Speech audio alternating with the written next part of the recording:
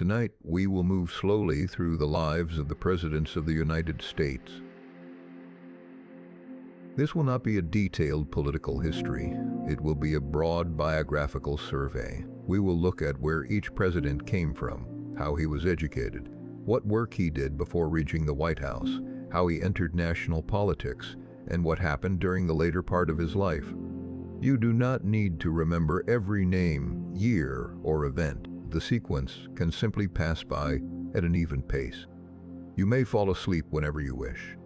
The presidency began in 1789. Since then, 45 individuals have served across 47 numbered presidencies. The numbers are higher than the number of people because Grover Cleveland served 2 non-consecutive terms and was counted twice as the 22nd and 24th president. Donald Trump also served non-consecutive terms and is counted as both the 45th and 47th president. We will begin with the generation that created the new federal government.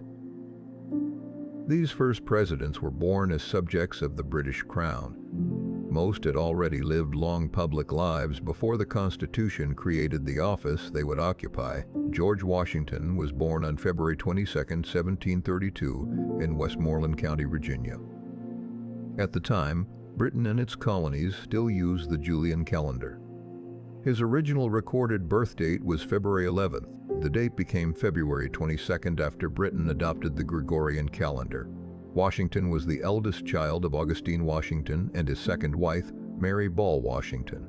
The Washington family owned land and enslaved laborers. They belonged to Virginia's Plantation Society, although they were not among its wealthiest families when George was young. His father died when Washington was 11. This limited the formal education available to him. Unlike several later founders, he did not attend college. He learned practical mathematics, surveying, land measurement, and the forms of writing needed for business. As a young man, Washington worked as a surveyor. Surveying was valuable in a colony where land ownership was expanding westward. The work gave him experience in the forests and valleys beyond the older settlements near the Atlantic coast. It also introduced him to wealthy landowners and officials.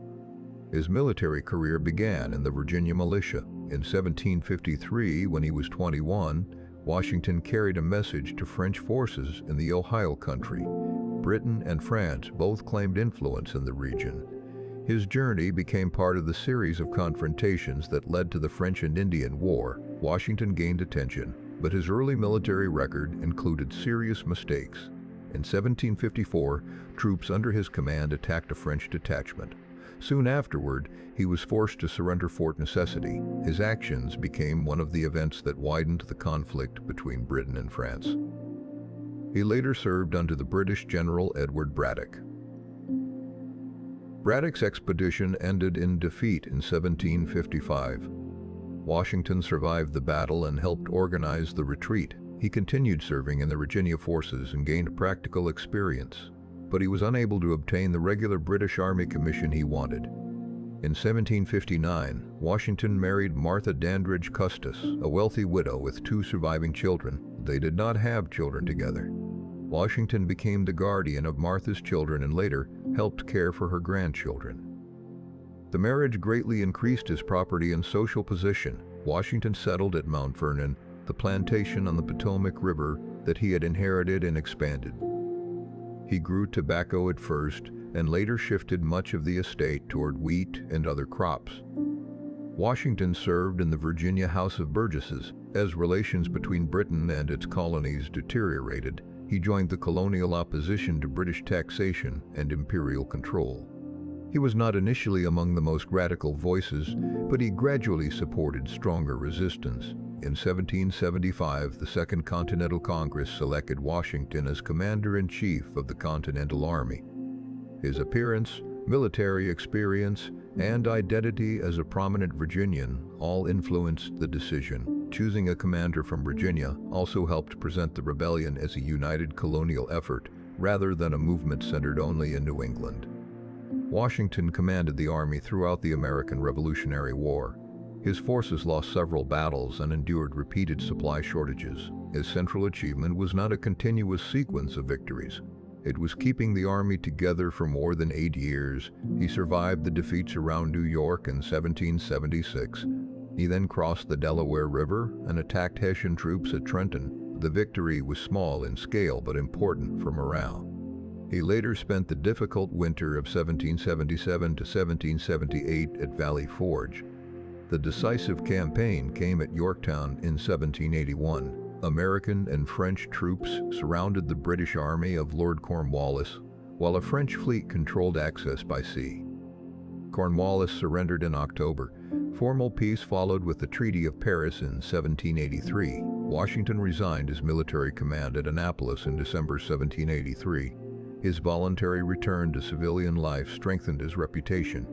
At a time when Victoria's commanders sometimes seized political power, Washington went back to Mount Vernon. He returned to public life because the government created by the Articles of Confederation was weak. In 1787, he presided over the Constitutional Convention in Philadelphia.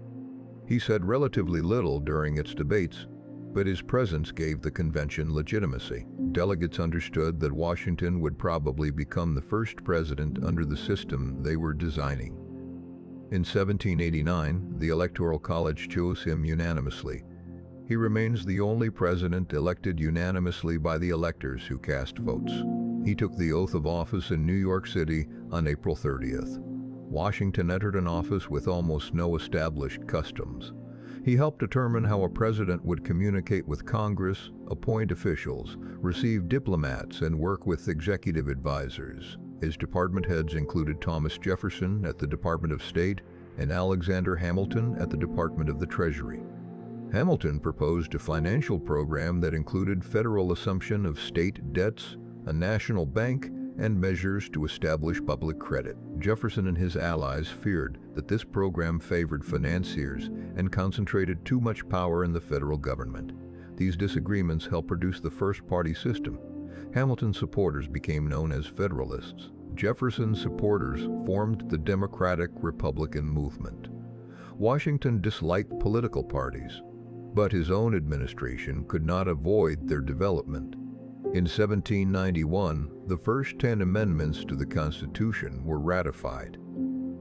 They became known as the Bill of Rights. Washington's administration also faced conflict over federal taxation. Farmers in western Pennsylvania resisted an excise tax on distilled spirits. In 1794, Washington called out militia forces during the Whiskey Rebellion. The resistance collapsed without a major battle. The episode demonstrated that the new federal government could enforce its laws. Foreign affairs were shaped by war between revolutionary France and a coalition that included Britain. Washington declared American neutrality. His administration negotiated the Jay Treaty with Britain, which was highly controversial but helped prevent another war. Washington served 2 terms and chose not to seek a third. The Constitution did not yet limit presidents to 2 terms. His decision created a precedent that lasted until Franklin Roosevelt won more than 2 elections in the 20th century. Washington left office in March 1797. In his farewell message, he warned against permanent foreign alliances and intense party conflict. The address was published rather than delivered as a speech. He returned to Mount Vernon. He continued managing his estate and briefly accepted command of a provisional army during tensions with France. Washington became ill in December 1799 after riding in cold and wet weather. His doctors treated him according to the medical practices of the period, including extensive bloodletting. He died on December 14th at the age of 67. Washington had enslaved people throughout his adult life. More than 300 enslaved people lived at Mount Vernon when he died. Although not all were legally owned by him, some were controlled through the Custis estate connected to Martha Washington. His will ordered that the people he personally owned should be freed after Martha's death. She freed them earlier, in 1801. The people belonging to the Custis estate were not freed under Washington's will. This part of his life remains essential to understanding both his wealth and the contradictions of the revolutionary generation. Washington's public reputation has changed in emphasis over time, but his place in the formation of the presidency remains central. He established the expectation that the office would be powerful but civilian, temporary, and subject to constitutional limits. John Adams became the second president. Adams was born on October 30, 1735 in Braintree, Massachusetts. The town later became part of Quincy. His father was a farmer, church deacon, and local official. The family was comfortable, but it did not possess the plantation wealth associated with several Virginia leaders. Adams attended Harvard College. He graduated in 1755. He briefly worked as a school teacher and then studied law. He was admitted to the bar and developed a successful legal practice. In 1764, he married Abigail Smith. Their marriage produced 6 children, 4 of whom lived into adulthood. Abigail Adams became one of the best-known women of the founding era because of her intelligence, political observations, and extensive surviving correspondence with her husband. Their eldest son to survive infancy, John Quincy Adams, later became the 6th president. John and John Quincy Adams were the first father and son to hold the presidency. John Adams became prominent during the colonial dispute with Britain. He opposed the Stamp Act and wrote arguments against taxation without colonial representation. At the same time, he believed strongly in legal procedure. After the Boston Massacre of 1770, Adams defended the British soldiers accused of killing colonists. He considered it necessary for the defendants to receive a fair trial, even though representing them could damage his career. Most of the soldiers were acquitted. 2 were convicted of the lesser offense of manslaughter. Adams served in the Continental Congress. He supported independence and helped persuade other delegates to move towards separation from Britain. He nominated George Washington to command the Continental Army. He was a member of the committee assigned to prepare the Declaration of Independence. Thomas Jefferson wrote the principal draft, while Adams and Benjamin Franklin reviewed it. Adams later became one of the Declaration's most energetic defenders during congressional debate. During the Revolutionary War, Adams served as a diplomat in Europe. He worked in France, the Dutch Republic, and Britain. He helped secure Dutch recognition and loans for the United States. He also participated in negotiating the Treaty of Paris that ended the war. Adams became the first American minister to Britain after independence. His meeting with King George III was formal but emotionally significant. Both men acknowledged the unusual situation of a former rebel representative appearing at the British court. When the new government began, Adams became vice president under Washington. He served for 8 years. The vice presidency offered little executive authority. Adams described it as an insignificant office, although as president of the Senate he cast several tie-breaking votes. In the election of 1796, Adams defeated Thomas Jefferson. Under the original electoral system, the candidate with the most electoral votes became president, and the candidate in second place became vice president. This created an administration in which the president and vice president belonged to opposing political groups. Adams was a Federalist. Jefferson was the leading Democratic Republican. Their relationship, once friendly, became deeply strained. The major issue of Adams's presidency was an undeclared naval conflict with France. French privateers had seized American ships. American diplomats sent to negotiate were approached by intermediaries who demanded payments before formal talks could begin. The incident became known as the XYZ affair. Public anger led Congress to strengthen the Navy. American and French vessels fought at sea during what became known as the Quasi-War. Adams expanded military preparations but resisted pressure for a full declaration of war. His decision to pursue peace divided the Federalist Party. Alexander Hamilton and other Federalists wanted a harder line. Adams sent another diplomatic mission, and an agreement in 1800 ended the conflict. The most controversial laws of his administration were the Alien and Sedition Acts of 1798. The acts increased federal power over immigrants and made certain forms of criticism of the government punishable. Federalist authorities used the Sedition Act against opposition newspaper editors and political figures. Adams signed the laws and defended them. They damaged his reputation and strengthened claims that the Federalists were becoming authoritarian. Jefferson and James Madison responded through the Kentucky and Virginia resolutions, which argued that the states could judge the constitutionality of federal actions. Adams moved into the unfinished President's House in Washington in November 1800. The building was later known as the White House. Abigail Adams joined him there. Much of the structure was still cold, damp, and incomplete. In the election of 1800, Adams lost to Jefferson. The campaign was bitter and highly personal. Adams also faced opposition from within his own party. Before leaving office, he appointed a number of Federalist judges. One of them was John Marshall, who became Chief Justice of the United States and served for more than 3 decades. Adams left Washington early on the morning of Jefferson's inauguration. He did not attend the ceremony. He returned to his farm in Quincy, Massachusetts.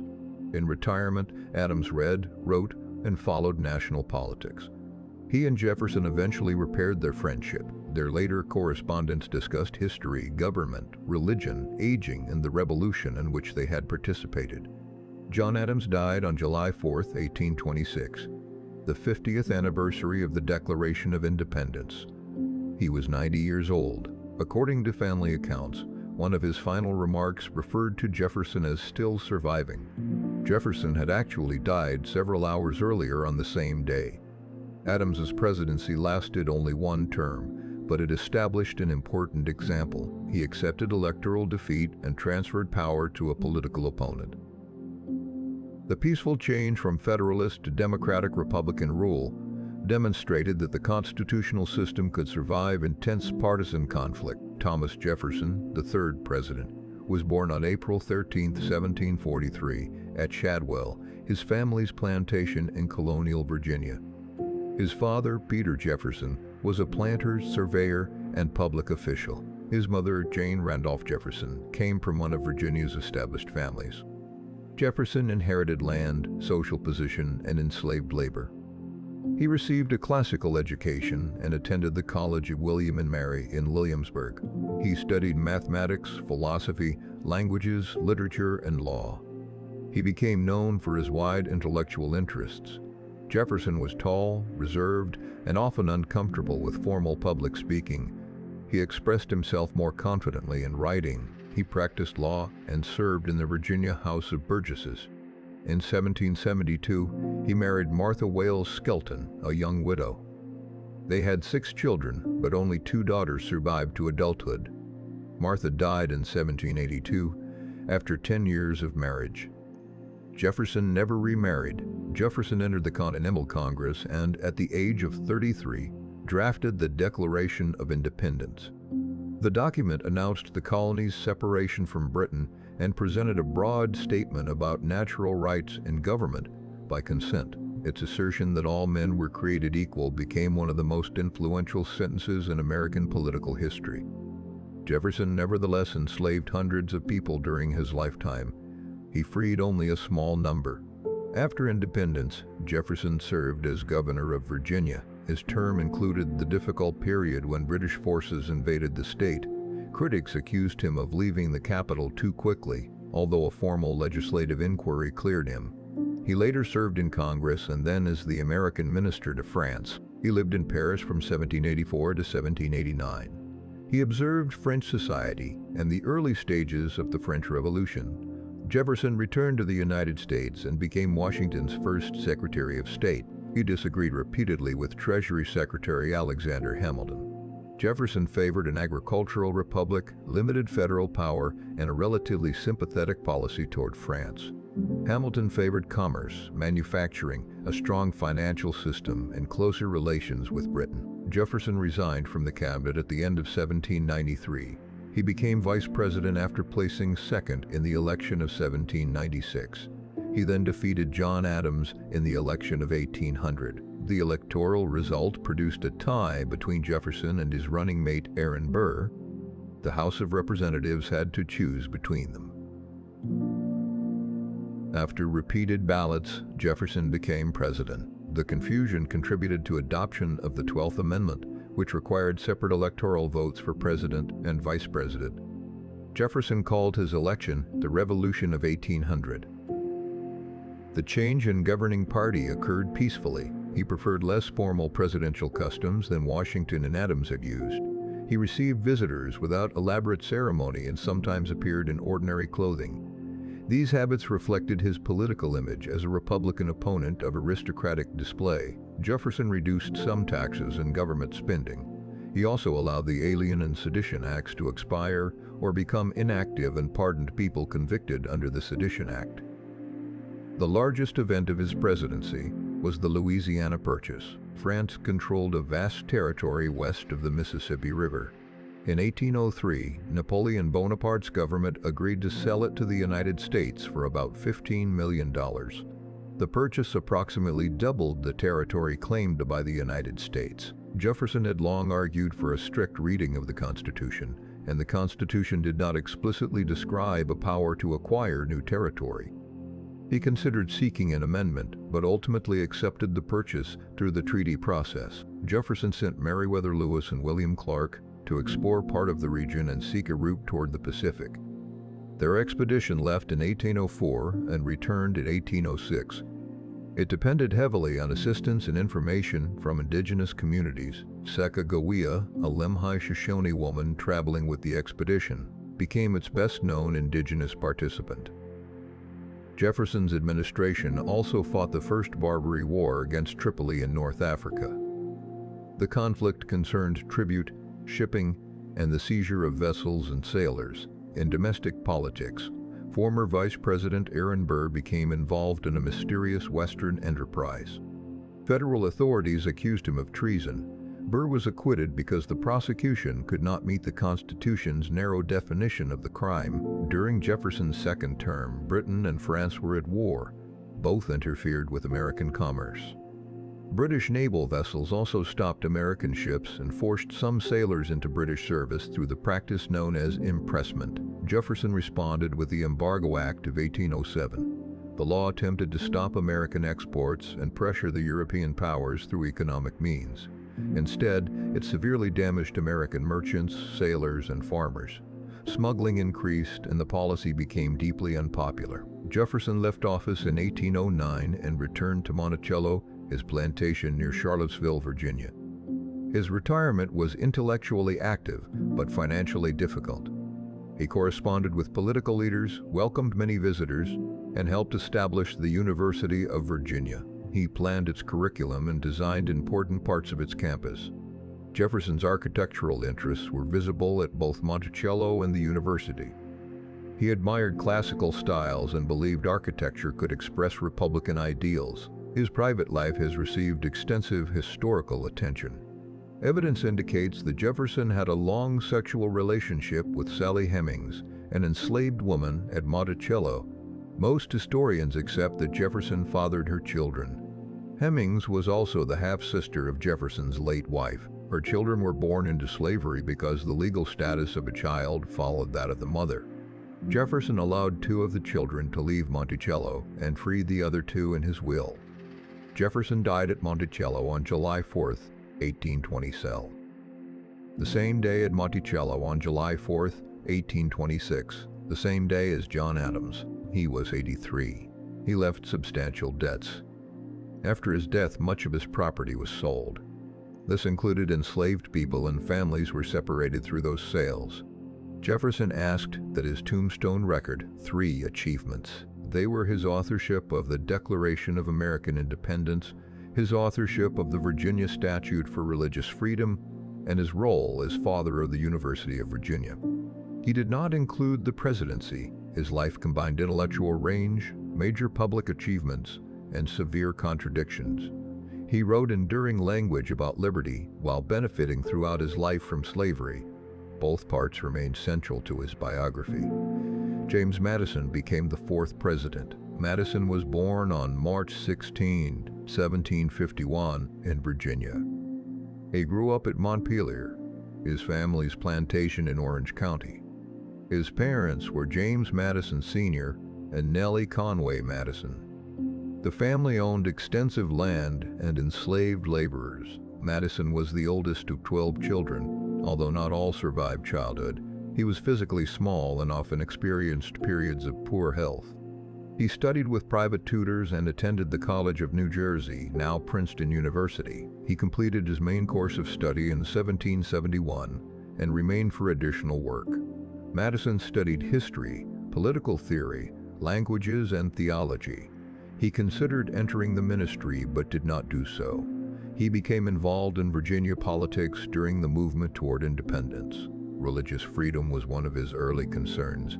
He opposed the persecution of religious dissenters and later worked with Jefferson to establish broader legal protection for freedom of conscience. Madison served in the Virginia legislature and the Continental Congress. During the 1780s, he became increasingly concerned about the weakness of the government under the Articles of Confederation. Congress lacked reliable taxing authority. It depended on the states for money. Commercial disputes existed among the states, and the national government had limited ability to respond. Madison studied earlier republics and confederations. He prepared detailed notes on the failures of past political systems. He then helped arrange the Constitutional Convention of 1787. Before the convention, Madison developed the Virginia Plan. It proposed a stronger national government with separate legislative, executive, and judicial branches. It also proposed representation in the national legislature based largely on population. The final constitution differed from his original plan, especially because the states received equal representation in the Senate. Even so, Madison's preparation and influence led later generations to call him the father of the Constitution. He kept extensive notes on the convention's debates. These notes became one of the most important records of the proceedings. Madison did not permit their publication during his lifetime. After the convention, he joined Alexander Hamilton and John Jay in writing essays defending ratification. The essays became known as the Federalist Papers. Madison wrote 29 of the 85 essays. Federalist number 10 examined the problem of political factions. Madison argued that a large republic could contain many competing interests, making it more difficult for one faction to dominate the entire system. He served in the first House of Representatives. Although he had initially believed that the Constitution itself provided adequate protection for liberty, he introduced amendments in response to public demands in ratification debates. Congress approved a group of amendments, and 10 were ratified in 1791. They became the Bill of Rights. Madison's political relationship with Hamilton deteriorated. Madison and Jefferson organized opposition to the Federalist economic program.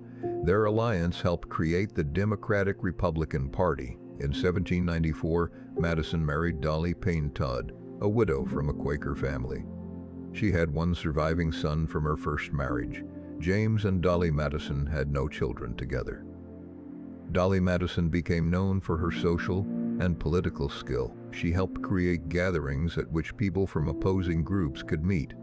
Before her husband became president, she sometimes assisted the widowed Thomas Jefferson with social functions at the presidential residence. Madison served as Jefferson's Secretary of State from 1801 to 1809. He helped manage the diplomatic work surrounding the Louisiana Purchase. He also dealt with the growing problem of British and French interference with American shipping. He won the presidential election of 1808 and took office in March 1809. Madison inherited the international problems that had troubled Jefferson. Britain continued impressment and restrictions on neutral trade. France also interfered with American commerce. A group of younger members of Congress, later called the War Hawks, demanded stronger action. They included Henry Clay of Kentucky and John C. Calhoun of South Carolina. Some hoped to defend national honor, protect shipping, and perhaps gain territory in Canada. In June 1812, the United States declared war on Britain. The War of 1812 was the central event of Madison's presidency. The United States was poorly prepared. Its regular army was small and its financial system was weak. Attempts to invade Canada generally failed. The American naval vessels achieved several early victories in individual engagements, but the much larger Royal Navy imposed a blockade. Indigenous nations participated on different sides, often seeking to defend their own territories and interests. In August 1814, British forces entered Washington. They burned major public buildings, including the Capitol and the President's House. Dolly Madison left the presidential residence shortly before the British arrived. The removal of Gilbert Stuart's portrait of George Washington became the most famous episode associated with her departure, although servants and staff carried out the physical work of saving it. President Madison had been observing military movements outside the city. He became the only sitting American president to come under enemy fire in wartime. The government temporarily relocated. The burned presidential residence was later rebuilt, but Madison did not live in it again. American forces successfully defended Baltimore, where the bombardment of Fort McHenry inspired Francis Scott Key to write the words that later became the national anthem. Negotiators signed the Treaty of Ghent in December 1814. The treaty largely restored conditions that had existed before the war. News traveled slowly, so the Battle of New Orleans occurred in January 1815, after the treaty had been signed but before it was known in the United States. General Andrew Jackson's victory at New Orleans created a strong impression of American success. The war ended without the conquest of Canada, and without a clear resolution of many original maritime disputes. Britain's conflict with Napoleon had already ended, reducing the practical importance of those disputes. Madison's views about federal policy changed during and after the war. The difficulties of financing and organizing the conflict persuaded him to accept some measures he had once viewed with suspicion. He approved the Second Bank of the United States in 1816. He also supported a protective tariff intended to assist American manufacturing. Madison opposed a federal internal improvements bill on constitutional grounds at the end of his presidency. He believed an amendment was needed before the national government could fund a broad system of roads and canals. He left office in 1817 and returned to Montpelier. He continued to advise political leaders and participated in the University of Virginia's governance. Madison also became president of the American Colonization Society, which promoted the relocation of free Black Americans to Africa. The organization helped establish the colony that became Liberia. Many Black Americans opposed colonization and regarded the United States as their home. Like Washington and Jefferson, Madison enslaved people. He expressed concern about slavery, but did not free the people he held. Financial pressure led to the sale of some enslaved individuals during the later years of his household. James Madison died on June 28, 1836, at the age of 85.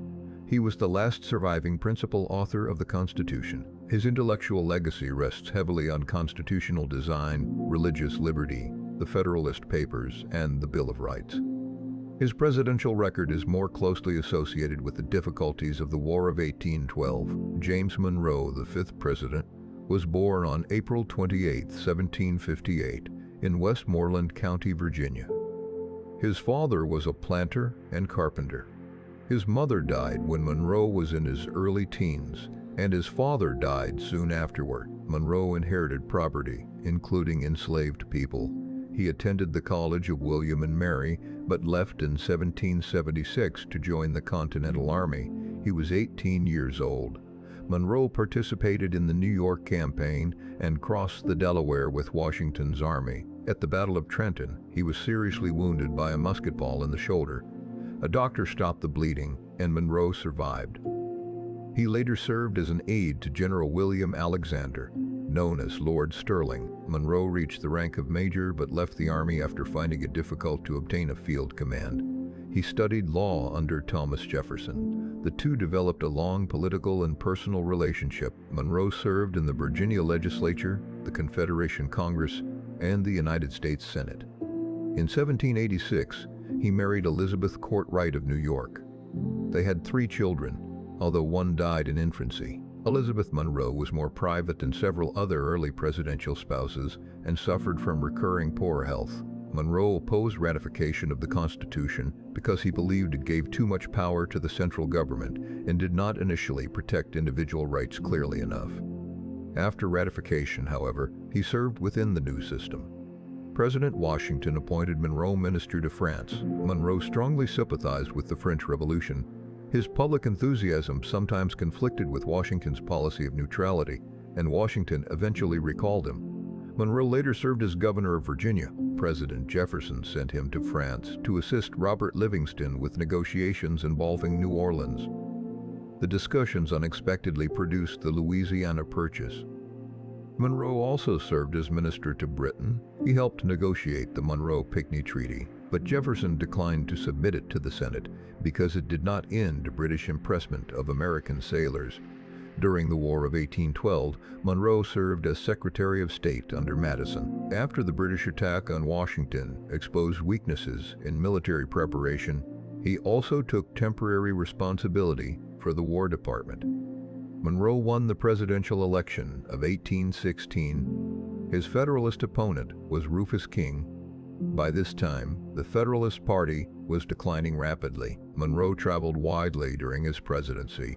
His tours were intended to inspect military defenses and promote national unity. A newspaper described the political atmosphere as an era of good feelings. The phrase suggested declining party conflict, but the period was not free of disagreement. Regional tensions were becoming more serious, especially over slavery, Western settlement, banking, and tariffs.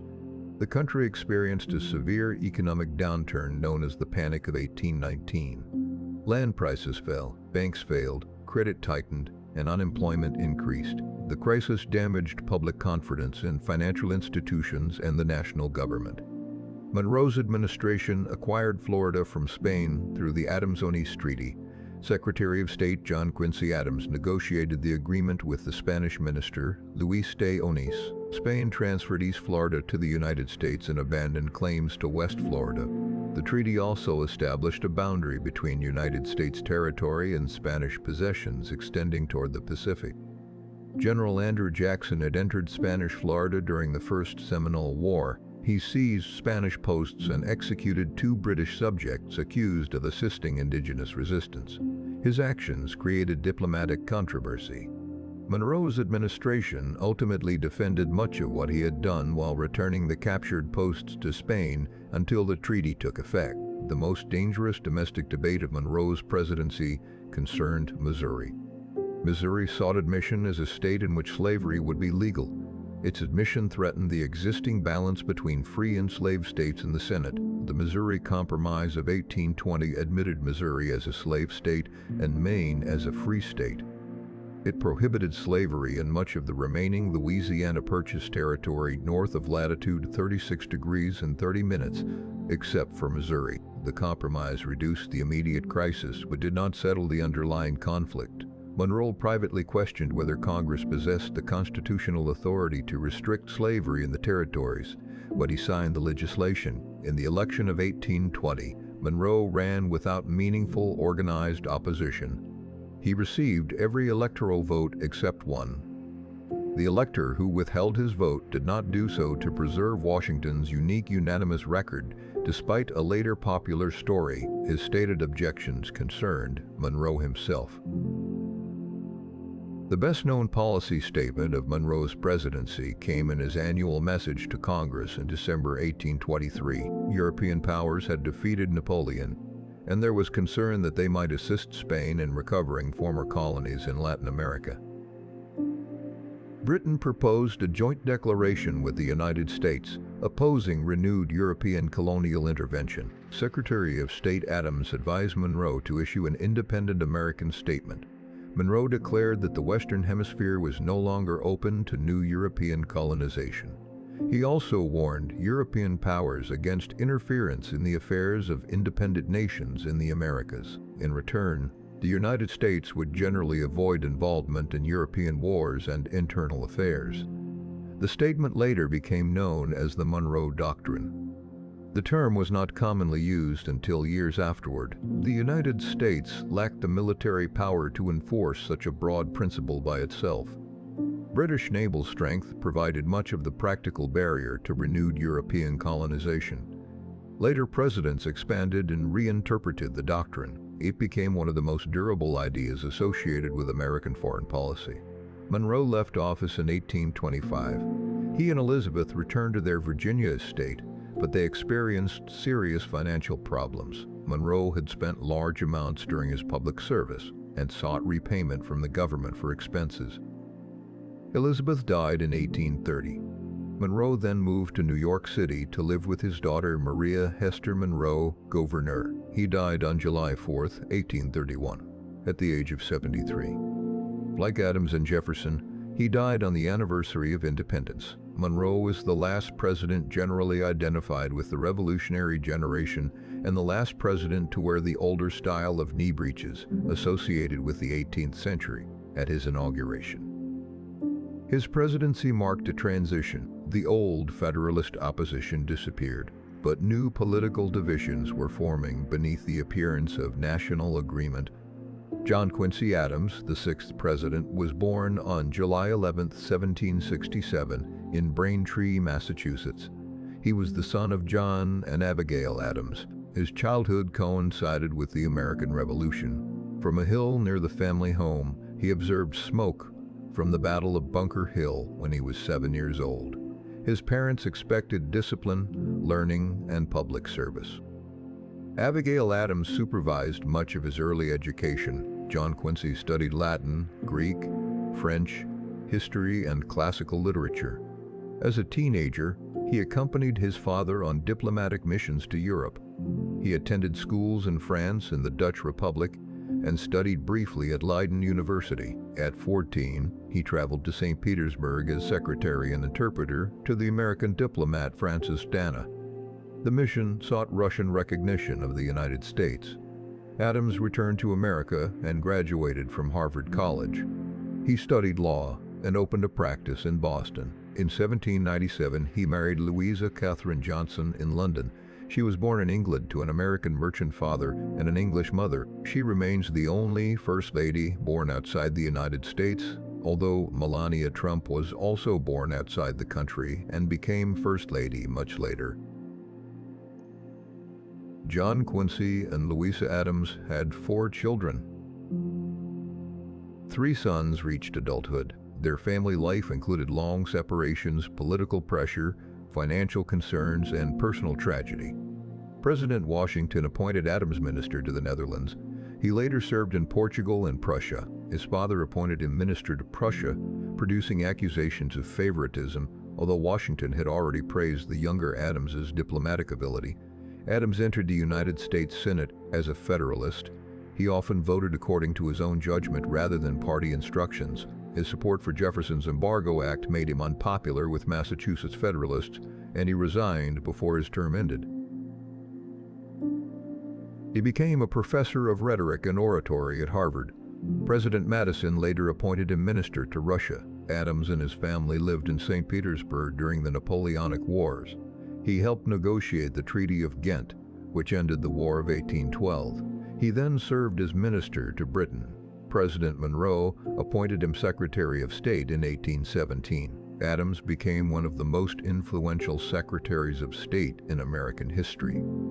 He negotiated the Adams-on-East Treaty with Spain, which transferred Florida to the United States and defined a continental boundary. He also helped develop the principles later called the Monroe Doctrine. Adams believed that the United States would eventually span much of North America, but he was cautious about unnecessary war.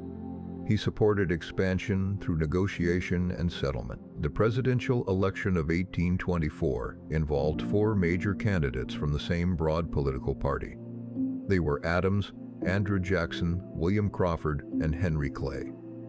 Jackson received the most popular votes and the most electoral votes, but he did not receive an electoral majority. Under the Constitution, the House of Representatives selected the president from the top 3 electoral candidates. Clay had finished 4th and was excluded from the formal choice. As Speaker of the House, however, he had influence. Clay supported Adams. The House elected Adams president. Adams then appointed Clay Secretary of State. Jackson's supporters called the arrangement a corrupt bargain. There is no conclusive evidence that Adams and Clay made an explicit deal, but the accusation damaged the administration from its beginning. Adams took office in March 1825. He had an ambitious national program. He wanted federal support for roads, canals, scientific research, education, and economic development. In his first annual message, he proposed projects that included a national university and an astronomical observatory. He referred to observatories as lighthouses of the skies. Many members of Congress considered his plans too expensive or beyond the proper authority of the federal government. His detached personality and refusal to use patronage aggressively also made it difficult for him to build a strong political coalition. Opposition organized around Andrew Jackson. Martin Van Buren helped create a disciplined political movement that developed into the modern Democratic Party. Adams supported a protective tariff adopted in 1828. Southern opponents called it the Tariff of Abominations because it raised duties on imported goods and appeared to benefit northern manufacturers at the expense of agricultural regions. Vice President John C. Calhoun anonymously wrote an argument asserting that a state could declare a federal law unconstitutional and prevent its enforcement within that state. This theory of nullification became a major issue after Adams left office.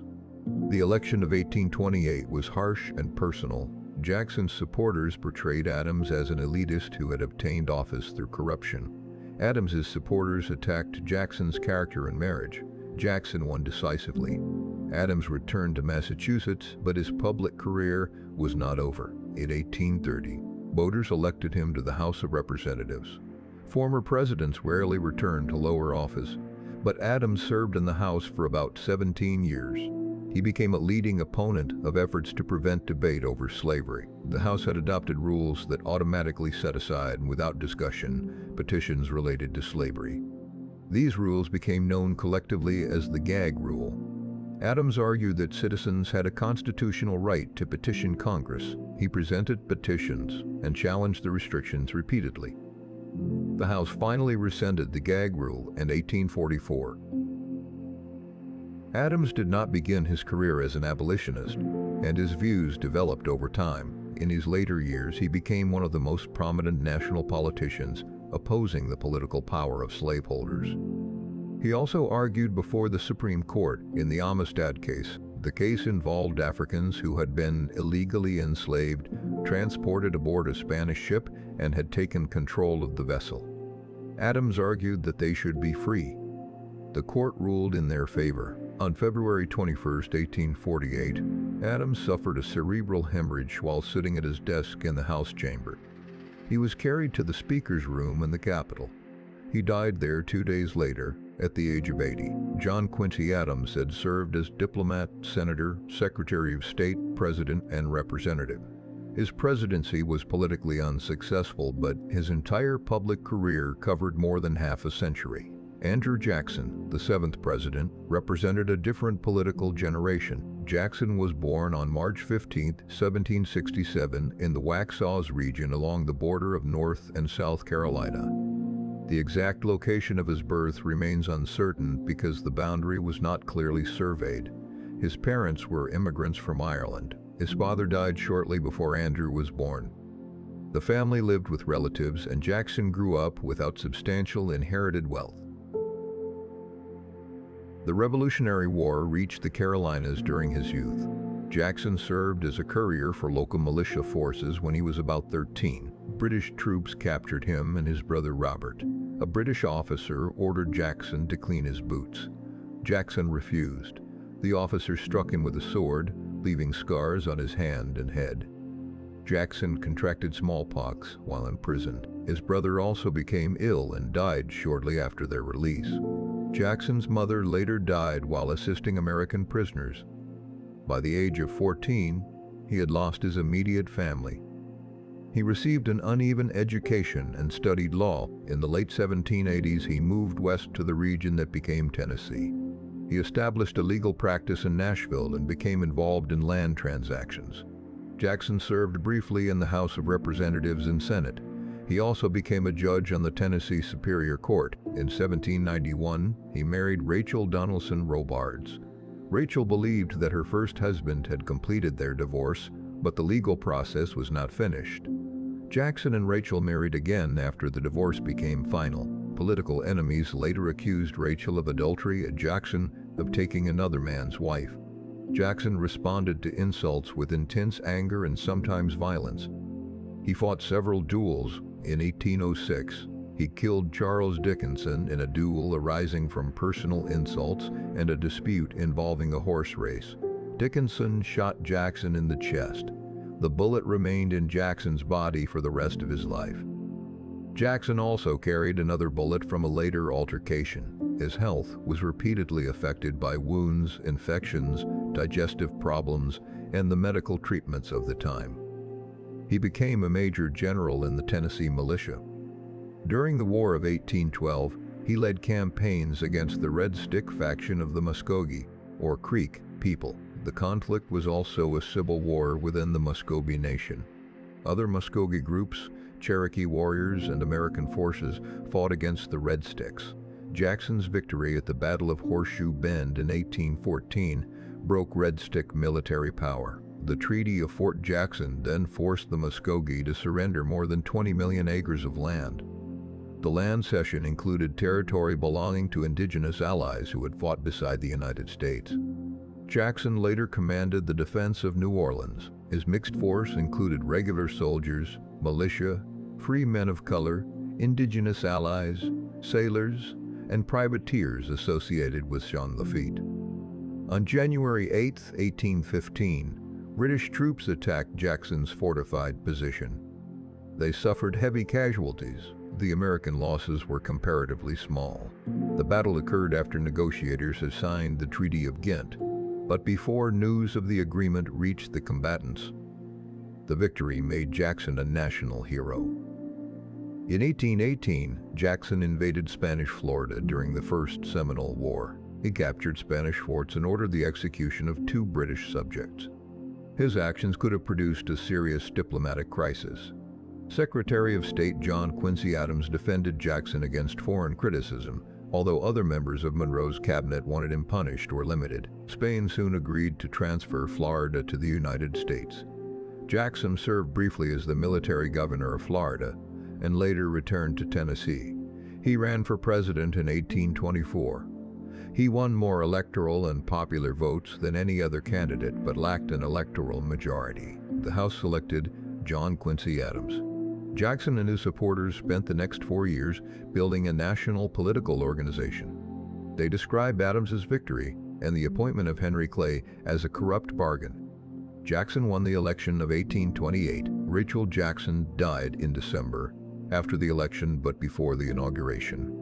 Jackson believed that campaign attacks had contributed to her decline, and he never forgave his opponents.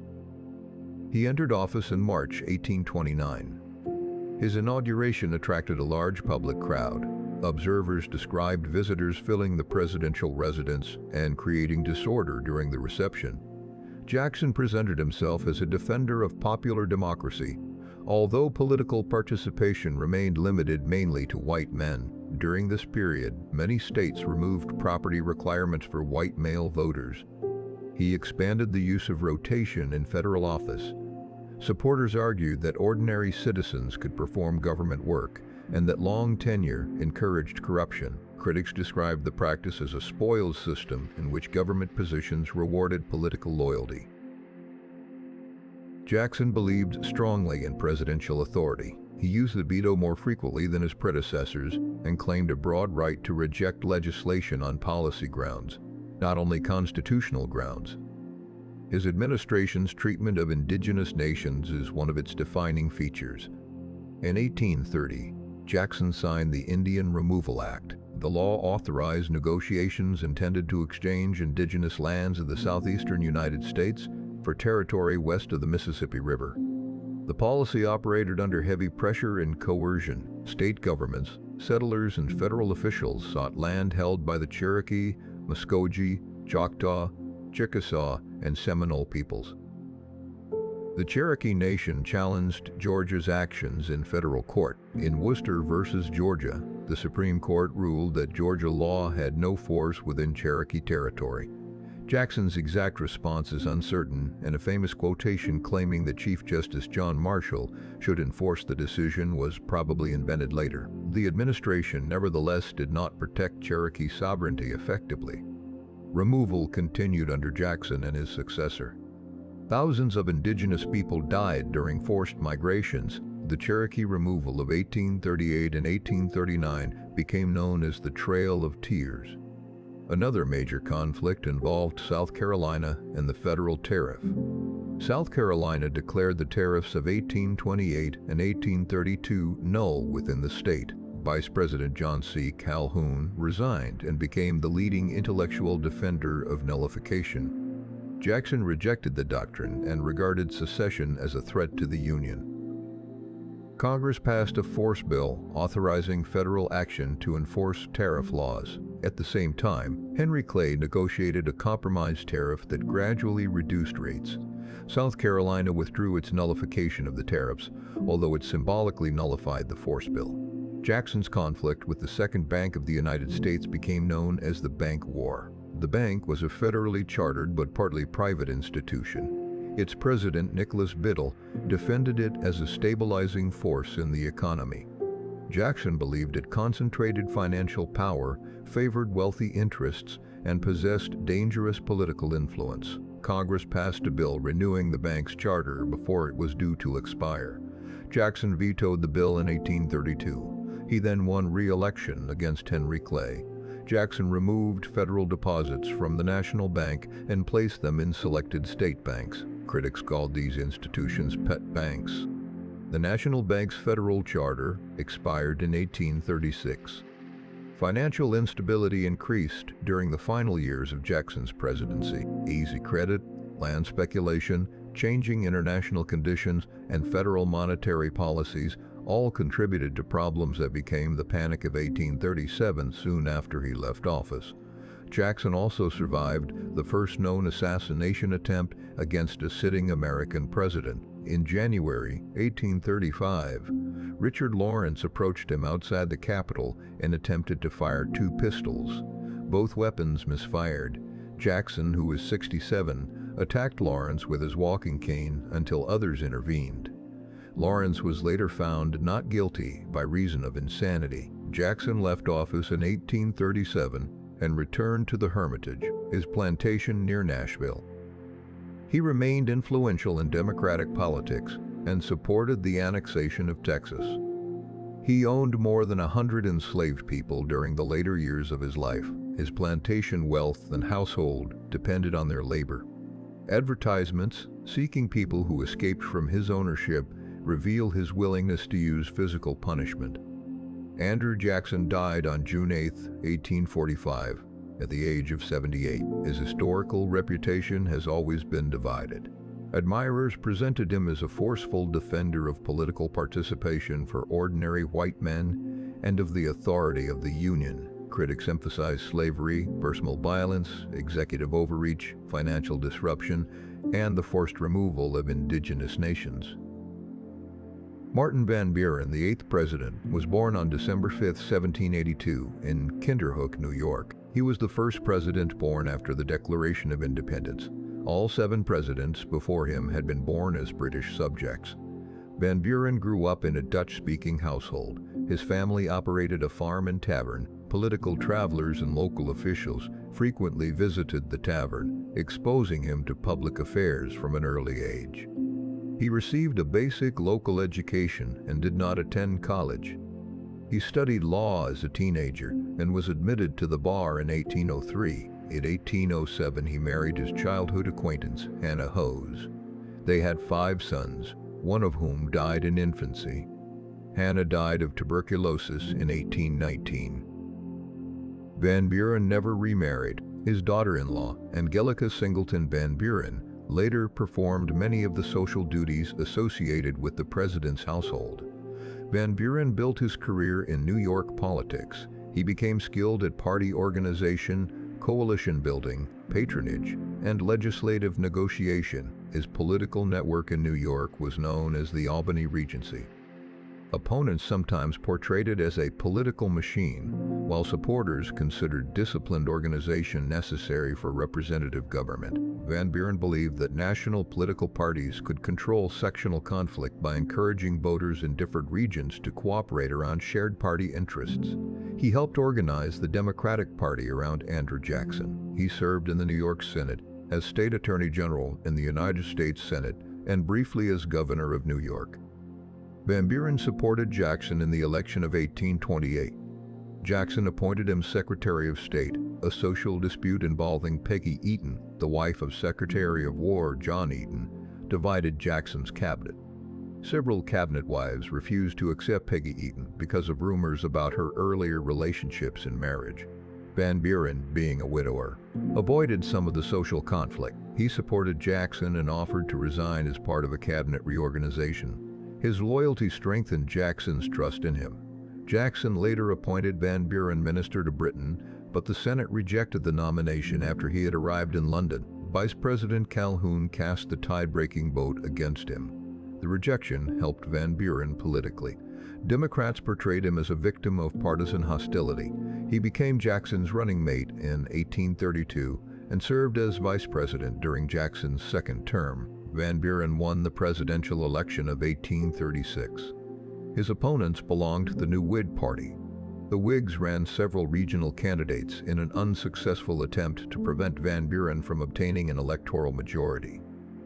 He took office in March 1837. Only a few weeks later, the country entered a major financial crisis. The Panic of 1837 involved bank failures, declining land prices, unemployment, business collapse, and a shortage of reliable currency.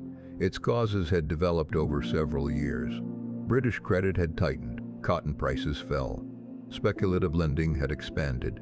Jackson's movement of federal deposits and his specie circular, which required payment in gold or silver for many federal land purchases, also affected the system. Van Buren had not created the underlying crisis, but he inherited its political consequences. Many Americans blamed the administration. He opposed large direct federal intervention in the economy. His main financial proposal was an independent treasury system that separated federal funds from private banks. Congress initially resisted the plan but approved it in 1840. The Whigs repealed it the following year. It was restored in 1846. Van Buren's administration continued the removal of indigenous peoples. The forced relocation of the Cherokee occurred primarily during his presidency under policies established earlier. Federal troops and state militia gathered Cherokee families into camps and forced them west to Indian Territory. Thousands died from disease, exposure, hunger, and exhaustion. The Second Seminole War also continued in Florida. Seminole resistance, supported by black allies and people who had escaped slavery, made removal difficult and expensive. Van Buren faced another sensitive issue involving Texas. The Republic of Texas had won independence from Mexico and requested annexation by the United States. Annexation risked war with Mexico and would intensify conflict over the expansion of slavery. Van Buren declined to support immediate annexation.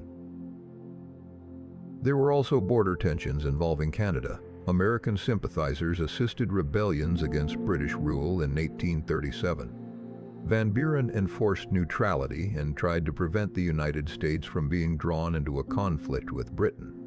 In the election of 1840, Van Buren faced Whig candidate William Henry Harrison. The Whigs presented Harrison as a simple frontier soldier, living in a log cabin and drinking hard cider.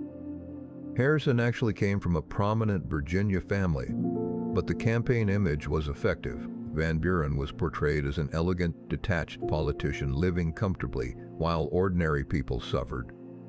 Opponents gave him nicknames including Martin Van Ruin. Harrison won decisively.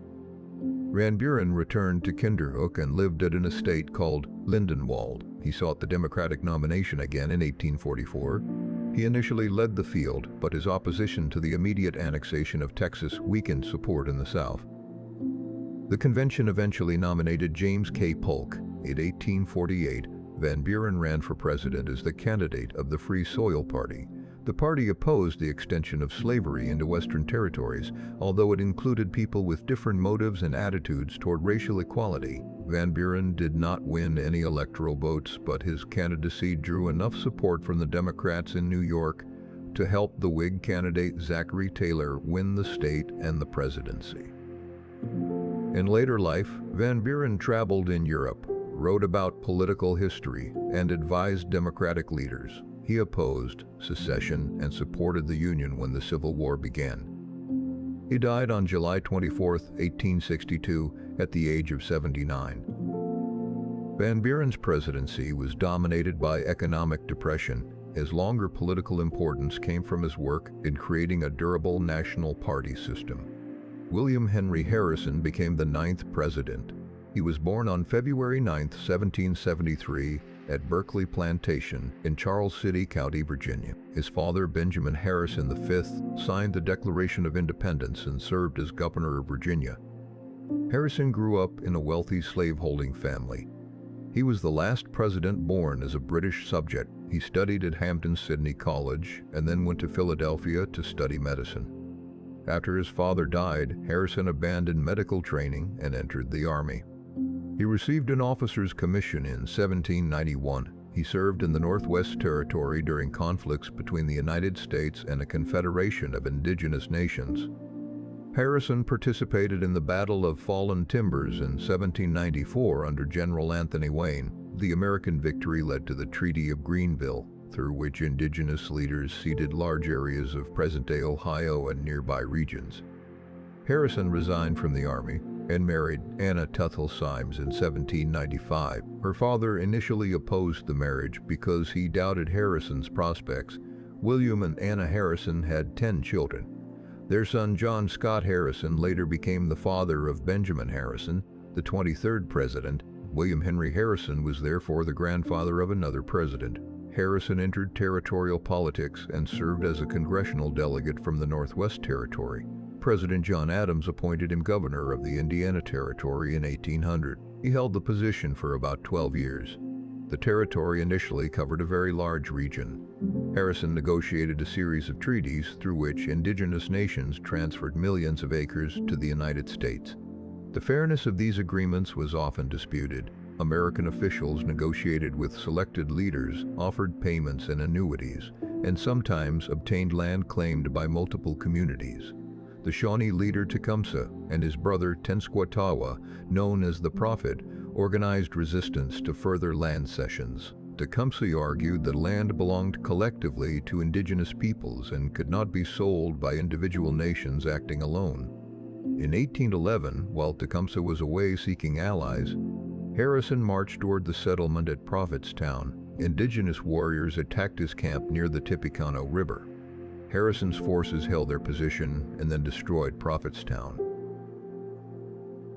The battle was not a simple or overwhelming American victory, but it gave Harrison the enduring nickname Old Tippecanoe. During the War of 1812, Harrison became a general.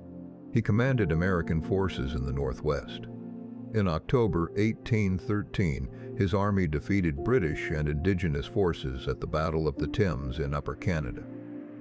Tecumseh was killed during the battle. His death weakened the intertribal alliance he had attempted to construct. Harrison resigned from the Army in 1814. He later served in the House of Representatives, the Ohio Senate, the United States Senate, and as minister to Columbia. He first ran for president as a Whig candidate in 1836. The Whigs used several candidates, hoping to deny Martin Van Buren an electoral majority. The strategy failed. In 1840, the Whigs nominated Harrison again. John Tyler became his running mate. The campaign produced the slogan, "Tippecanoe and Tyler Too." It made extensive use of songs, rallies, banners, symbols, and campaign souvenirs. Democrats mocked Harrison as an elderly man who would be satisfied with a log cabin and hard cider. The Whigs adopted the insult and transformed the log cabin into a symbol of frontier simplicity. Harrison was not born in a log cabin. He came from the Virginia elite and had lived much of his adult life in public office. The successful campaign image demonstrated the growing importance of popular political marketing. Harrison defeated Van Buren and took office on March 4, 1841. At 68, he was then the oldest person to become president. He delivered the longest inaugural address in American history. It contained more than 8,000 words and took close to 2 hours to deliver. The weather was cold and wet. Harrison wore no overcoat during the ceremony. A popular story later claimed that the speech caused the illness that killed him. Modern historical and medical examinations suggest that the connection was not so simple. Harrison did not become visibly ill until more than 3 weeks later. The White House water supply may have been contaminated by sewage, and enteric fever has been proposed as a possible cause. His physicians diagnosed pneumonia and used treatments typical of the period. He died on April 4, 1841, exactly 1 month after taking office. He was 68 years old. His presidency remains the shortest in American history. His death created a constitutional uncertainty. The Constitution said that presidential powers and duties would devolve upon the vice president, but it was not fully clear whether the vice president became president or merely acted as president. Vice President John Tyler insisted that he had become the president in full. Harrison's brief administration therefore led directly to an important precedent concerning presidential succession. Anna Harrison did not travel to Washington before her husband's death. She became the only First Lady who never entered the White House during her husband's presidency. John Tyler became the 10th president on April 6, 1841, after taking the oath of office. Tyler was born on March 29, 1790, in Charles City County, Virginia. He was the first president born after the Constitution had been drafted, although he was born before it took effect fully in the new federal government. His father was a planter, judge, governor of Virginia, and friend of Thomas Jefferson. The Tyler family owned enslaved people and belonged to Virginia's political elite. Tyler attended the College of William and Mary. He studied law and entered practice at a young age. In 1813, he married Letitia Christian. They had 8 children. Letitia suffered a stroke before Tyler became president and lived quietly in the White House. She died there in September 1842. She was the first presidential wife to die in the White House. Tyler later married Julia Gardner, who was about 30 years younger than he was. Their wedding in 1844 was the first marriage of a sitting president. John and Julia Tyler had 7 children. Across both marriages, Tyler fathered 15 children, more than any other American president. His last surviving child, Lyon Gardner Tyler, was born when the former president was 63. Lyon later fathered children at an advanced age as well. This unusual family timeline meant that grandsons of John Tyler were still living in the 21st century. Tyler's political career began in the Virginia legislature. He served in the House of Representatives as governor of Virginia and in the United States Senate. He emphasized states' rights, limited federal power, and a strict interpretation of the Constitution. He began as a Democratic Republican and later aligned with Andrew Jackson's Democrats. Tyler broke with Jackson over presidential power and the response to South Carolina's nullification movement. He objected to Jackson's threat to use force against a state. He eventually joined the Whigs, whose members were united more by opposition to Jackson than by agreement on every major policy. The Whigs selected Tyler as Harrison's running mate, partly to attract Southern states' rights voters. Their slogan joined the 2 candidates, but the party gave relatively little attention to what Tyler might do as president. After Harrison died, Tyler returned quickly to Washington. Some officials believed he should be called vice president, acting as president. Tyler rejected that interpretation. He took the presidential oath, moved into the White House, and performed every function of the office. He returned unopened any documents addressed to an acting president. Congress eventually accepted him as president. The president became known as the Tyler precedent. It guided later successions and was formally confirmed by the 25th Amendment in the 20th century. Tyler soon came into conflict with the Whig Party. Senator Henry Clay expected the administration to support a Whig legislative program, including the creation of a new national bank. Tyler vetoed 2 bank bills. He considered them unconstitutional. Nearly his entire cabinet resigned in protest, with Secretary of State Daniel Webster as the temporary exception. The Whigs expelled Tyler from the party. Opponents called him his accidency. The House considered impeachment resolutions, although it did not impeach him. Congress did override one of Tyler's vetoes involving a minor spending bill. This was the first congressional override of a presidential veto. Despite domestic conflict, Tyler's administration achieved several diplomatic results. The Webster-Ashburton Treaty of 1842 settled parts of the boundary between the United States and British North America, especially in the region between Maine and New Brunswick. The treaty also addressed cooperation against the Atlantic slave trade and clarified issues arising from earlier border disputes. Tyler's main political objective during his final years in office was the annexation of Texas. Texas had declared independence from Mexico in 1836. Annexation was controversial because it could cause war with Mexico and add a large slaveholding territory to the United States. Tyler supported annexation partly as an expansionist measure and partly as a way to strengthen his political position. An initial annexation treaty failed in the Senate after James K. Polk won the election of 1844 on an expansionist platform. Congress approved annexation to a joint resolution which required only a simple majority in each chamber. Tyler signed the resolution on March 1, 1845, 3 days before leaving office. Texas accepted the offer and joined the Union later that year. Tyler retired to his Virginia plantation, Sherwood Forest. He remained interested in public affairs, but held no further federal office. As the sectional crisis deepened, he tried to help organize the Washington Peace Conference of 1861. The conference sought a compromise that would prevent civil war. When compromise failed, Tyler supported Virginia's secession from the United States. He was elected to the Confederate House of Representatives. He died on January 18, 1862, before taking his seat. He was 71. Because he had joined the Confederacy, the federal government in Washington did not officially recognize his death. His funeral in Richmond was organized under Confederate authority and his coffin was covered with the Confederate flag. Tyler remains the only former president whose death was officially honored by a government in rebellion against the United States rather than by the United States government itself. James Knox Polk became the 11th president. Polk was born on November 2, 1795, in Mecklenburg County, North Carolina. His family moved to Central Tennessee when he was a child. His father, Samuel Polk, was a farmer, surveyor, and slaveholder. The family became economically successful in Tennessee. James Polk experienced poor health during his youth. At 17, he underwent an operation to remove urinary stones. The surgery was performed without modern anesthesia or antiseptic technique. He recovered, but historians have suggested that the operation may have left him unable to father children.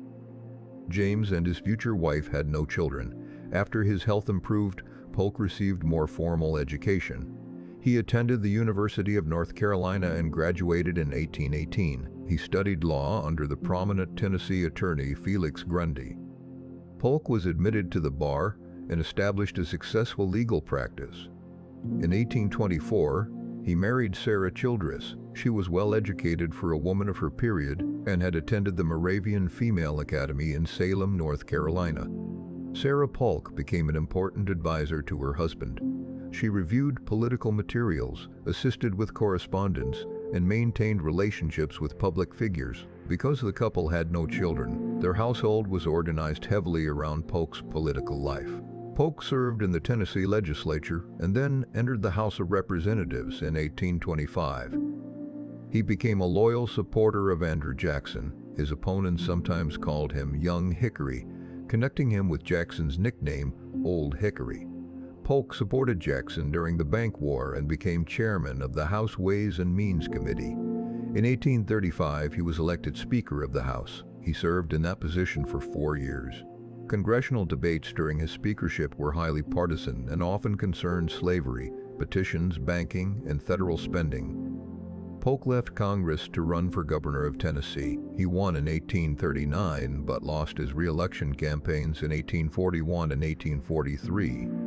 By early 1844, his national career appeared to be declining. He hoped to become the Democratic nominee for vice president. The leading candidate for the presidential nomination was former President Martin Van Buren. Van Buren opposed the immediate annexation of Texas because it could provoke war with Mexico and intensify sectional conflict. Former Senator Lewis Cass and other candidates also had substantial support. The Democratic convention required a 2/3 majority for nomination. None of the leading candidates could obtain it. After several ballots, delegates turned to Polk as a compromise. He became the first so-called dark horse candidate to win a major party's presidential nomination. The Democrats supported the annexation of Texas and asserted an American claim to the Oregon Country in the Pacific Northwest.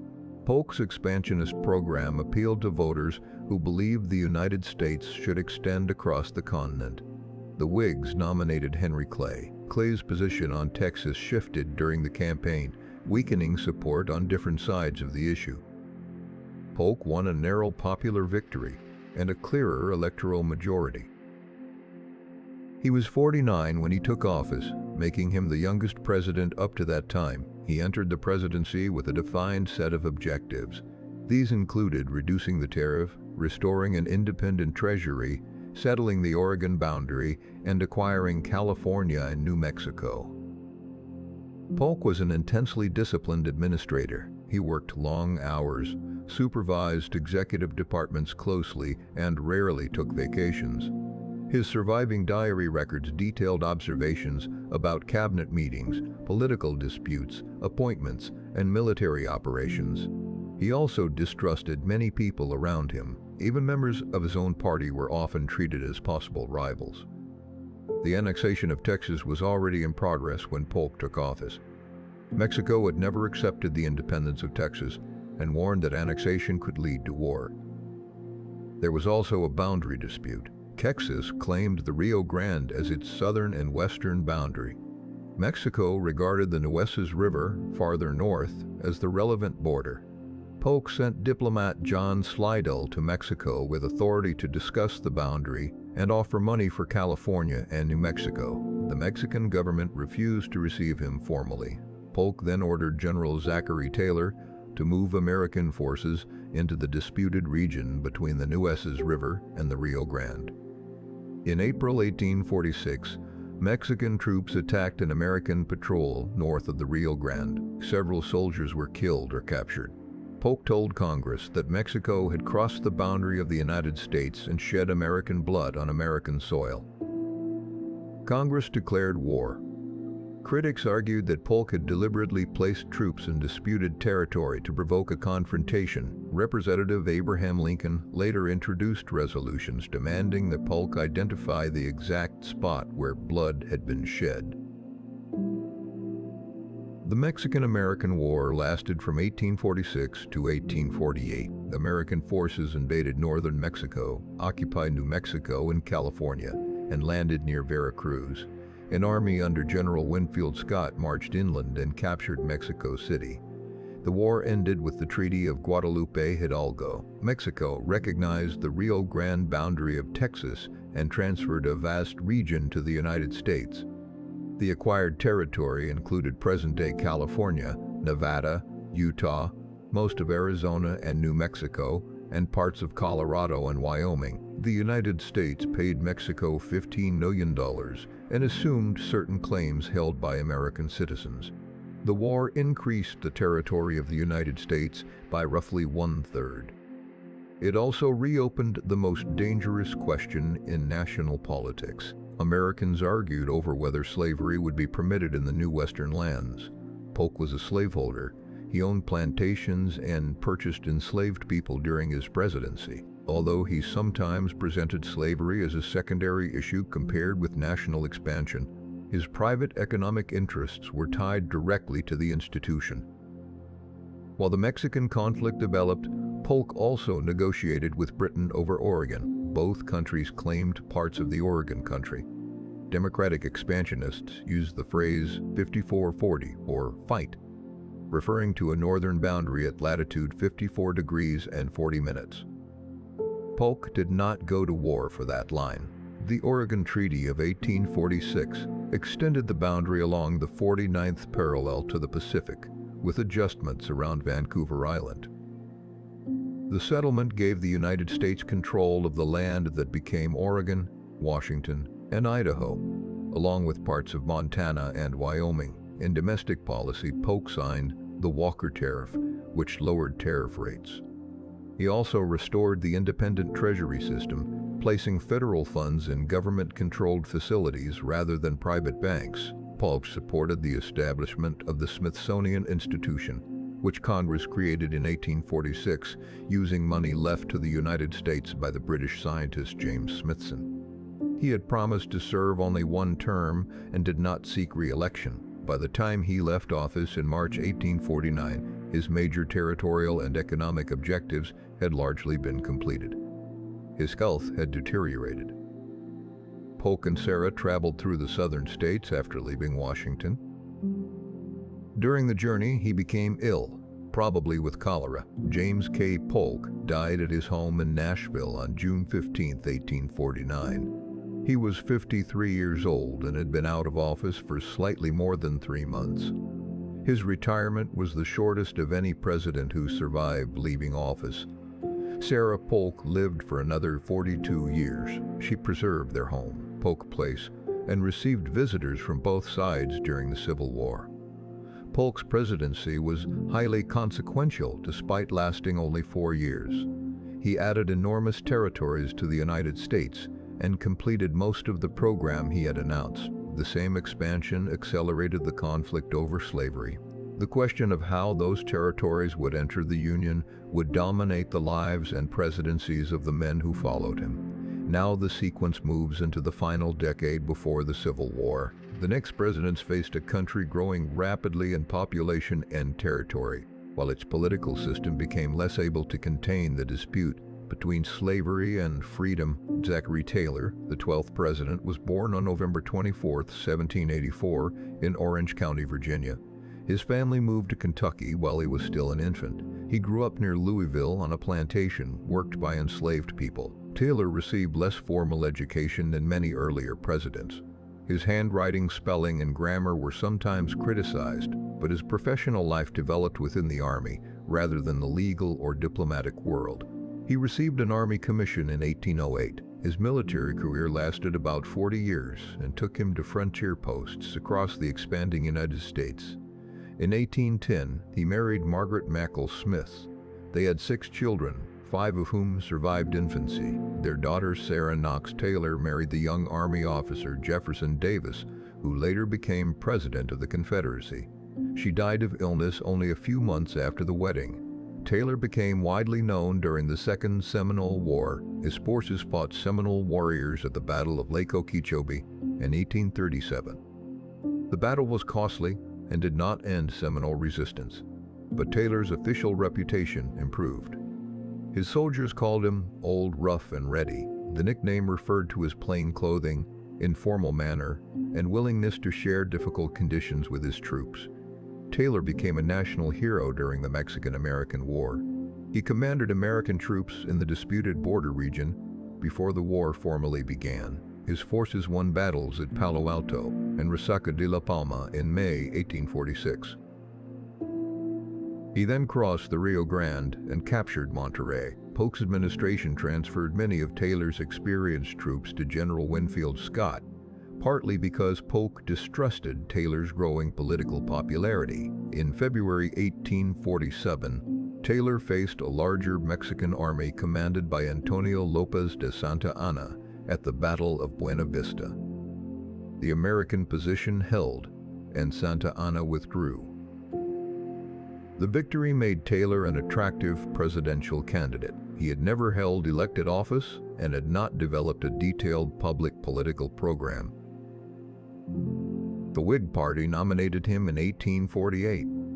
Party leaders believed his military fame could reproduce the electoral success of William Henry Harrison. Taylor was a Louisiana plantation owner and enslaver, but many Northern Whigs hoped he would resist the expansion of slavery into the territories. Southern Whigs expected him to protect slaveholding interests.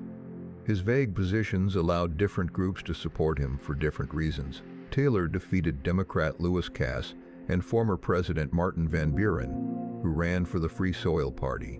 He took office on March 5, 1849. The scheduled date, March 4th, fell on a Sunday, so the public inauguration occurred the following day. A recurring legend claims that Senate President pro tempore David Rice Atchison served as president for 1 day during the gap. This is not accepted by constitutional historians. Taylor's presidential term began automatically on March 4th, even though he took the oath on March 5th. The central problem of Taylor's brief presidency concerned the territories acquired from Mexico. California's population grew rapidly after the discovery of gold. Residents drafted a state constitution that prohibited slavery and requested admission to the Union. Southern leaders feared that admitting California as a free state would weaken their power in the Senate. They also demanded stronger federal protection for the return of people escaping slavery. Henry Clay proposed a broad compromise. His plan addressed California, the status of New Mexico and Utah, the Texas boundary, the slave trade in Washington, and fugitive slave legislation. Taylor opposed handling all these questions in a single legislative package. He favored admitting California and New Mexico promptly and allowing their state constitutions to settle the slavery issue. Although Taylor was a slaveholder, he took a firm position against threats of secession. He reportedly told Southern leaders that he would personally lead the army against anyone who rebelled against federal authority. His exact words are difficult to verify, but his opposition to disunion was clear. Taylor's administration also negotiated the Clayton-Bulwer Treaty with Britain. The treaty concerned plans for a canal across Central America and stated that neither country would seek exclusive control over such a route. In July 1850, Taylor attended ceremonies near the Washington Monument during extremely hot weather. He consumed raw fruit and chilled milk or water. He soon developed severe digestive illness. His physicians diagnosed cholera morbus, a broad term used for gastrointestinal disease. He died on July 9th, after only 16 months as president. Taylor was 65 years old. Rumors later claimed that he had been poisoned because of his position in the sectional crisis. In 1991, his remains were examined.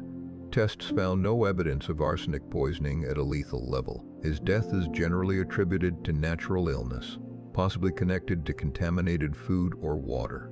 His vice president, Millard Fillmore, succeeded him. Taylor's death changed the political direction of the administration at a critical moment. Millard Fillmore, the 13th president, was born on January 7, 1800, in a log cabin in Cayuga County, New York.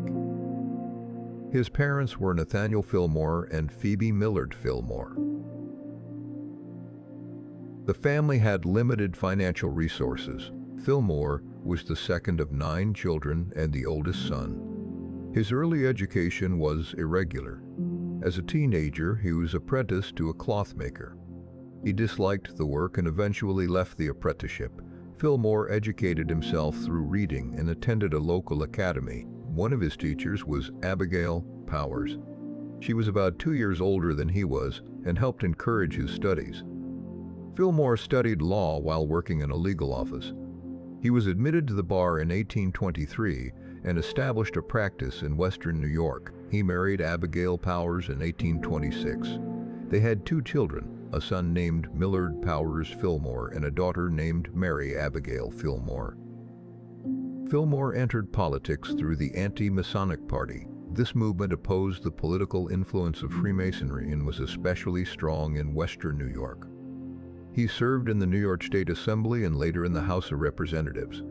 As the Anti-Masonic Party declined, Fillmore joined the Whig Party. He developed a reputation as a practical and careful legislator. He supported economic development, protective tariffs, and federal assistance for transportation projects. Fillmore became chairman of the House Ways and Means Committee. In that position, he helped shape the tariff of 1842, which increased duties on imported goods. He left Congress in 1843 and returned to legal practice. He later ran unsuccessfully for governor of New York. The Whigs nominated Zachary Taylor for president in 1848. They selected Fillmore as the vice presidential candidate, partly because he came from New York and represented the northern wing of the party.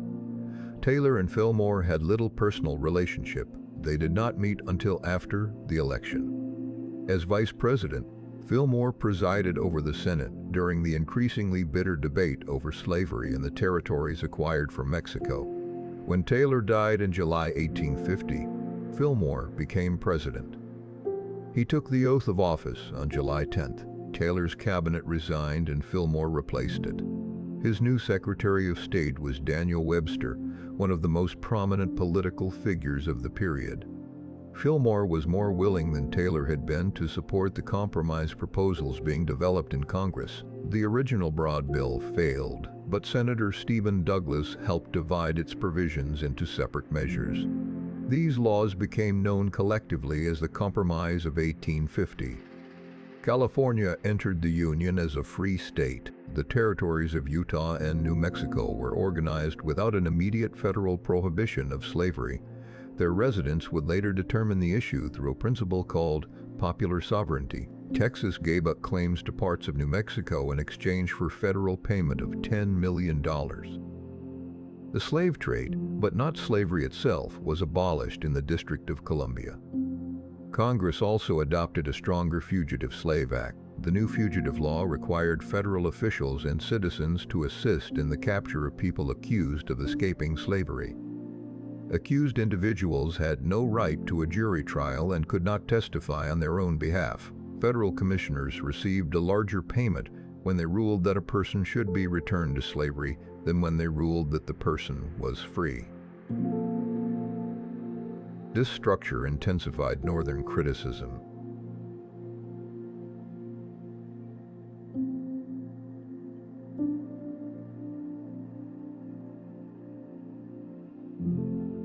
The enforcement of slavery directly into free states. Black residents, including some who had been legally free for years, faced the danger of kidnapping and removal. Abolitionists organized resistance.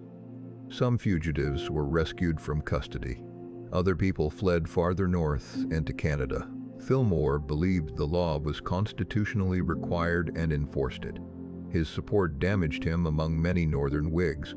The compromise temporarily reduced talk of immediate secession, but it also deepened sectional hostility. Each side believed that important parts of the agreement favored the other. Fillmore's administration faced another issue involving private military expeditions into Latin America. These expeditions were known as filibustering. The most prominent filibuster was Narciso Lopez, a Venezuelan-born adventurer who attempted to seize Cuba from Spain. Lopez hoped to create an independent state or prepare Cuba for annexation to the United States. Some Southern supporters wanted Cuba to become a new slave state. Fillmore opposed the expeditions and enforced American neutrality laws.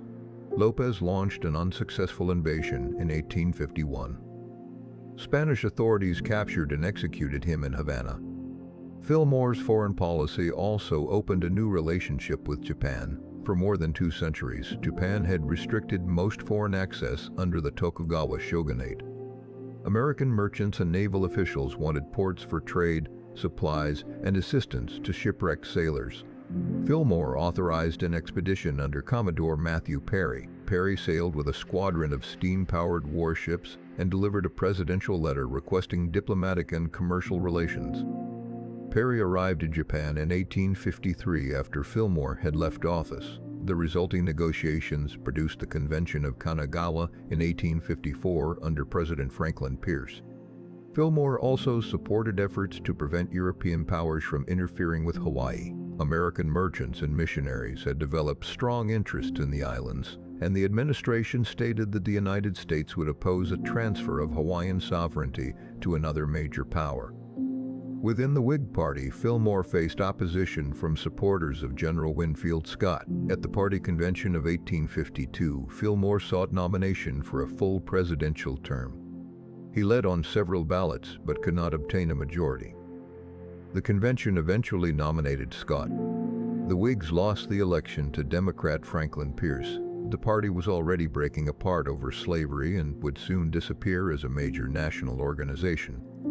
Abigail Fillmore attended Pierce's inauguration in cold weather.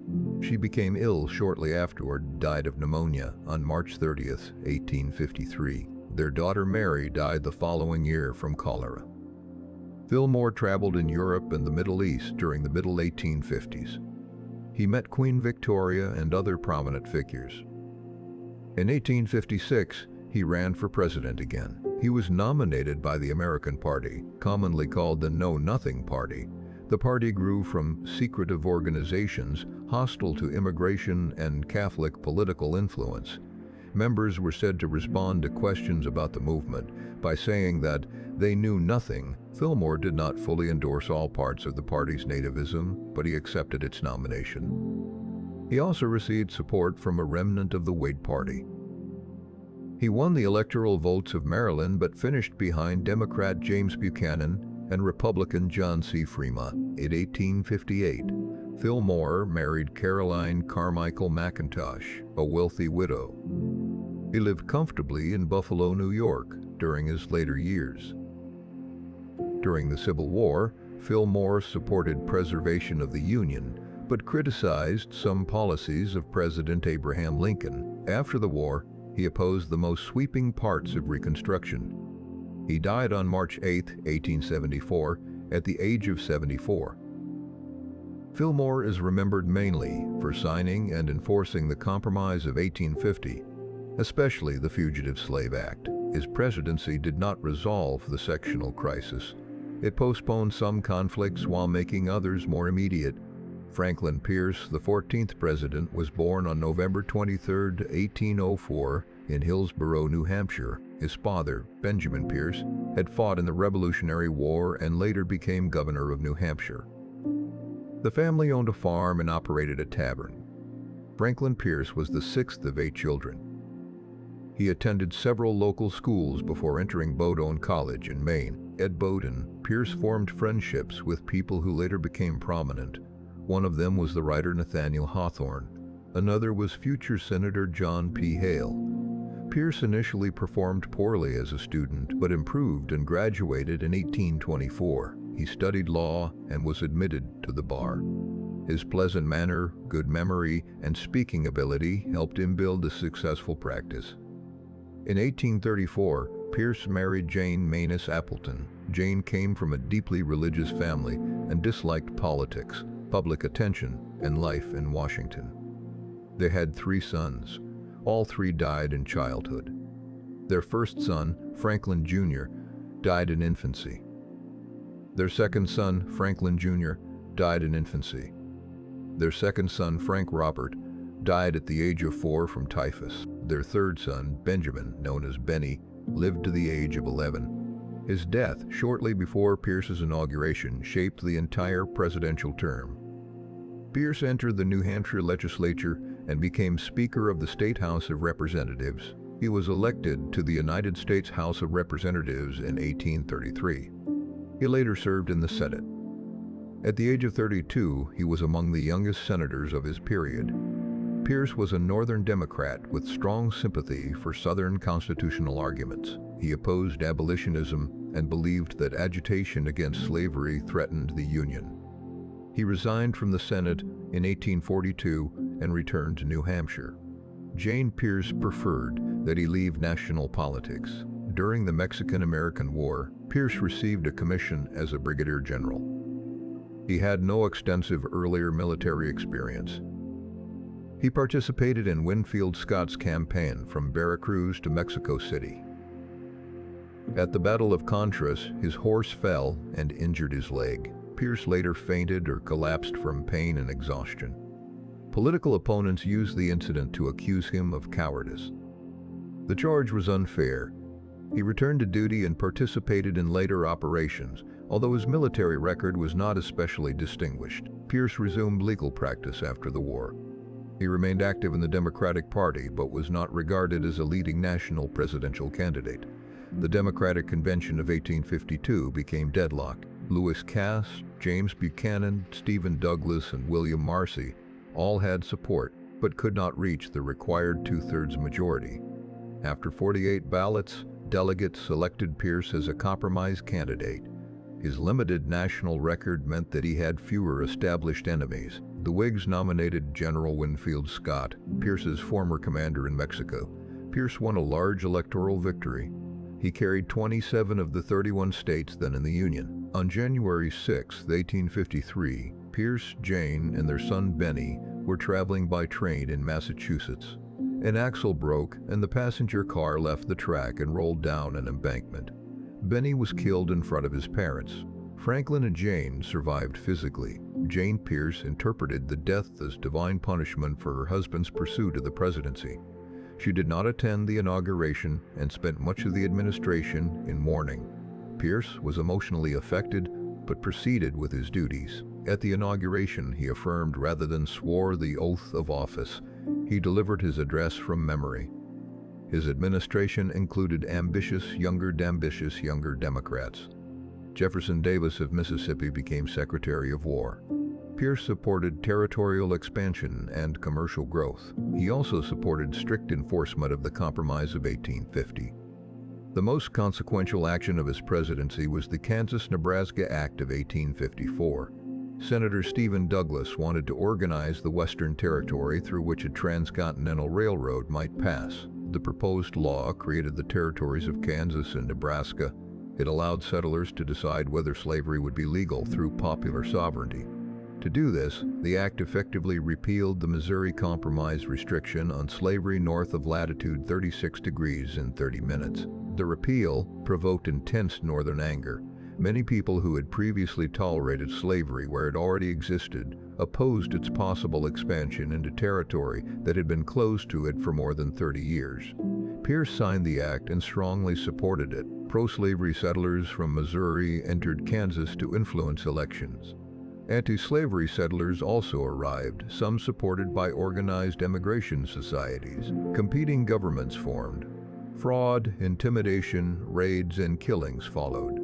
The violent conflict became known as Bleeding Kansas. Pierce's administration generally recognized the pro-slavery territorial government, even though its elections had involved extensive illegal voting.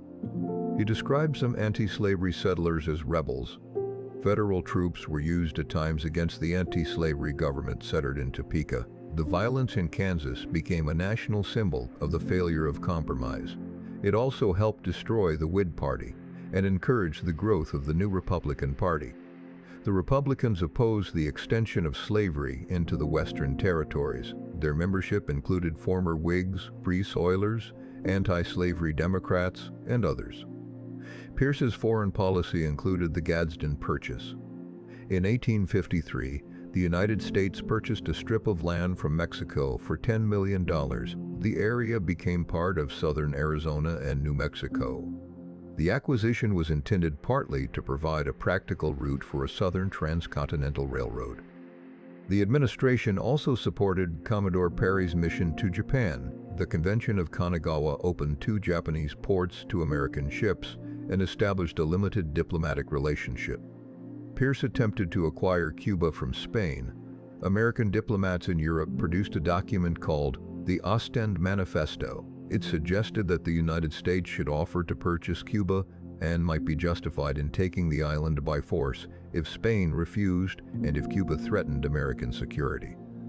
When the document became public, Northern critics condemned it as an attempt to expand slaveholding power. The administration abandoned the proposal. Pierce also faced disputes with Britain over Central America and recruitment during the Crimean War. His domestic political position steadily weakened. Northern Democrats blamed him for the Kansas-Nebraska Act. Southern Democrats did not always consider him reliable enough. The Democratic Convention of 1856 refused to nominate him for a second term. He became the first elected president to be denied renomination by his own party. The convention selected James Buchanan, who had been serving as minister to Britain and had therefore been less directly involved in the Kansas-Nebraska controversy. After leaving office, Pierce traveled in Europe with Jane. They returned to New Hampshire in 1859. During the Civil War, Pierce criticized Lincoln's administration and opposed some wartime measures. His long friendship with Jefferson Davis also damaged his reputation in the North. When Davis's Mississippi plantation was captured, Union troops found private letters from Pierce expressing continued friendship and criticism of Northern policy. The publication of the letters caused public anger. Jane Pierce died in 1863. Franklin Pierce lived increasingly alone and drank heavily. He died on October 8, 1869, at the age of 64, from cirrhosis of the liver. Pierce had entered office with broad electoral support and a desire to calm sectional conflict. His support for the Kansas-Nebraska Act had the opposite effect. It reopened the territorial question and accelerated the collapse of the older party system. James Buchanan, the 15th president, was born on April 23, 1791, near Cove Gap, Pennsylvania. His parents were James Buchanan Sr. and Elizabeth Spear Buchanan. His father was an immigrant from Ireland who became a successful merchant and farmer. The younger Buchanan grew up in a large family. He attended Dickinson College in Carlisle, Pennsylvania. He was nearly expelled for disorderly behavior but was allowed to continue. He graduated in 1809. Buchanan studied law in Lancaster and developed a prosperous legal practice. He became known for careful preparation, formal manners, and strong ambition. He was engaged for a time to Anne Coleman, the daughter of a wealthy iron manufacturer. Their relationship ended under painful circumstances. Anne Coleman died suddenly in 1819. Buchanan never married. He remains the only president who was a lifelong bachelor. His niece Harriet Lane served as White House hostess. Buchanan had become her guardian after she was orphaned. Harriet Lane was socially popular and later supported charitable and cultural institutions. Buchanan began his political career as a Federalist, but joined the Democratic Party as the Federalists disappeared. He served in the Pennsylvania legislature and then in the House of Representatives. He was appointed minister to Russia by President Andrew Jackson. After returning, Buchanan served for 10 years in the United States Senate. He became Secretary of State under James K. Polk. As Secretary of State, he participated in negotiations over the Oregon boundary and the Mexican-American War. He later served as Minister to Britain under Franklin Pierce. Buchanan had one of the longest resumes of any person elected president. He had served in both houses of Congress, the cabinet, and major diplomatic posts. The Democrats nominated him in 1856. His recent absence in Britain allowed him to avoid some responsibility for the Kansas-Nebraska Act, although he supported the policy. The Republicans nominated John C. Fremont. The American Party nominated former President Millard Fillmore. Buchanan won the election with less than a majority of the popular vote, but a clear electoral majority. He entered office on March 4, 1857, at the age of 65. He was then the oldest man to become president. 2 days after his inauguration, the Supreme Court issued its decision in Dred Scott v. Sanford. Dred Scott was an enslaved man who had lived with his owner in free territory and sued for freedom. Chief Justice Roger Taney wrote the court's majority opinion. It declared that black people of African descent could not be citizens of the United States under the Constitution. The decision also stated that Congress lacked authority to prohibit slavery in federal territories. It therefore declared the Missouri Compromise restriction unconstitutional. Buchanan knew in advance that the court was preparing a broad ruling. He had communicated with Justice John Catron and had encouraged Justice Robert Grier, a fellow Pennsylvanian, to join the Southern majority so that the decision would not appear purely sectional. In his inaugural address, Buchanan suggested that the territorial slavery question would soon be settled by the Supreme Court. His involvement damaged the appearance of judicial independence. Buchanan accepted the decision and urged the public to treat it as final. Instead, it intensified Northern opposition to the expansion of slavery. The conflict in Kansas continued. A pro-slavery convention met at Lecompton and drafted a state constitution. The Lecompton Constitution protected slavery and did not provide voters with a clear opportunity to reject the document as a whole. Many Kansas settlers opposed it. A separate territorial election showed overwhelming rejection, although pro-slavery supporters boycotted that vote. Buchanan supported admission of Kansas under the Lecompton Constitution. He used patronage and political pressure to seek congressional approval. Senator Stephen Douglas, the leading Democratic advocate of popular sovereignty, opposed Buchanan. Douglas argued that the Lecompton process did not reflect the will of Kansas voters. This dispute divided the Democratic Party into hostile Northern and Southern factions. Congress did not admit Kansas under the Lecompton Constitution. Kansas eventually entered the Union as a free state in January 1861. Buchanan's administration also faced a confrontation with the Church of Jesus Christ of Latter-day Saints in Utah Territory. Federal officials reported resistance to their authority. Buchanan replaced Brigham Young as territorial governor and sent troops toward Utah. Many Latter-day Saints feared a renewed campaign of persecution. They prepared for conflict and obstructed the Army's approach. The episode became known as the Utah War. There was no large battle between federal troops and the territorial militia, although violence occurred in the wider atmosphere of fear. A negotiated settlement allowed federal officials to enter the territory. Buchanan offered pardon to residents who accepted federal authority. The administration also experienced the Panic of 1857. The economic crisis began with financial failures and spread through banking, railroads, manufacturing, and western land markets. The downturn was severe in northern industrial regions, but less damaging at first to the cotton-producing South. Some Southern leaders interpreted this difference as evidence that a slave-based agricultural economy was stronger than Northern capitalism. The crisis reinforced sectional confidence rather than encouraging compromise. Buchanan supported a low tariff and opposed extensive federal relief. He generally followed the Democratic preference for limited economic intervention. Foreign policy disputes included efforts to acquire Cuba and secure transit routes across Central America. Buchanan believed territorial expansion could strengthen the nation, but Congress did not approve his most ambitious proposals. The final months of his presidency were dominated by secession. Abraham Lincoln, the Republican candidate, won the election of 1860. Lincoln received no electoral votes from most of the South. South Carolina seceded on December 20, 1860. Mississippi, Florida, Alabama, Georgia, Louisiana, and Texas followed before Buchanan left office. Buchanan's annual message to Congress presented a contradictory position. He argued that secession was unconstitutional.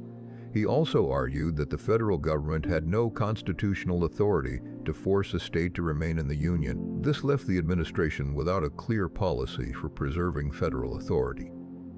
Several cabinet members from seceding states resigned. Some had already been accused of directing federal resources in ways favorable to the South. Secretary of War John Floyd resigned amid financial scandal and controversy over the transfer of military supplies. He later became a Confederate general. Buchanan reorganized his cabinet with stronger Unionists, including Jeremiah Black, Edwin Stanton, and Joseph Holt. The most immediate issue involved federal forts in the seceding states. Major Robert Anderson moved his small garrison from Fort Moultrie to the more defensible Fort Sumter in Charleston Harbor.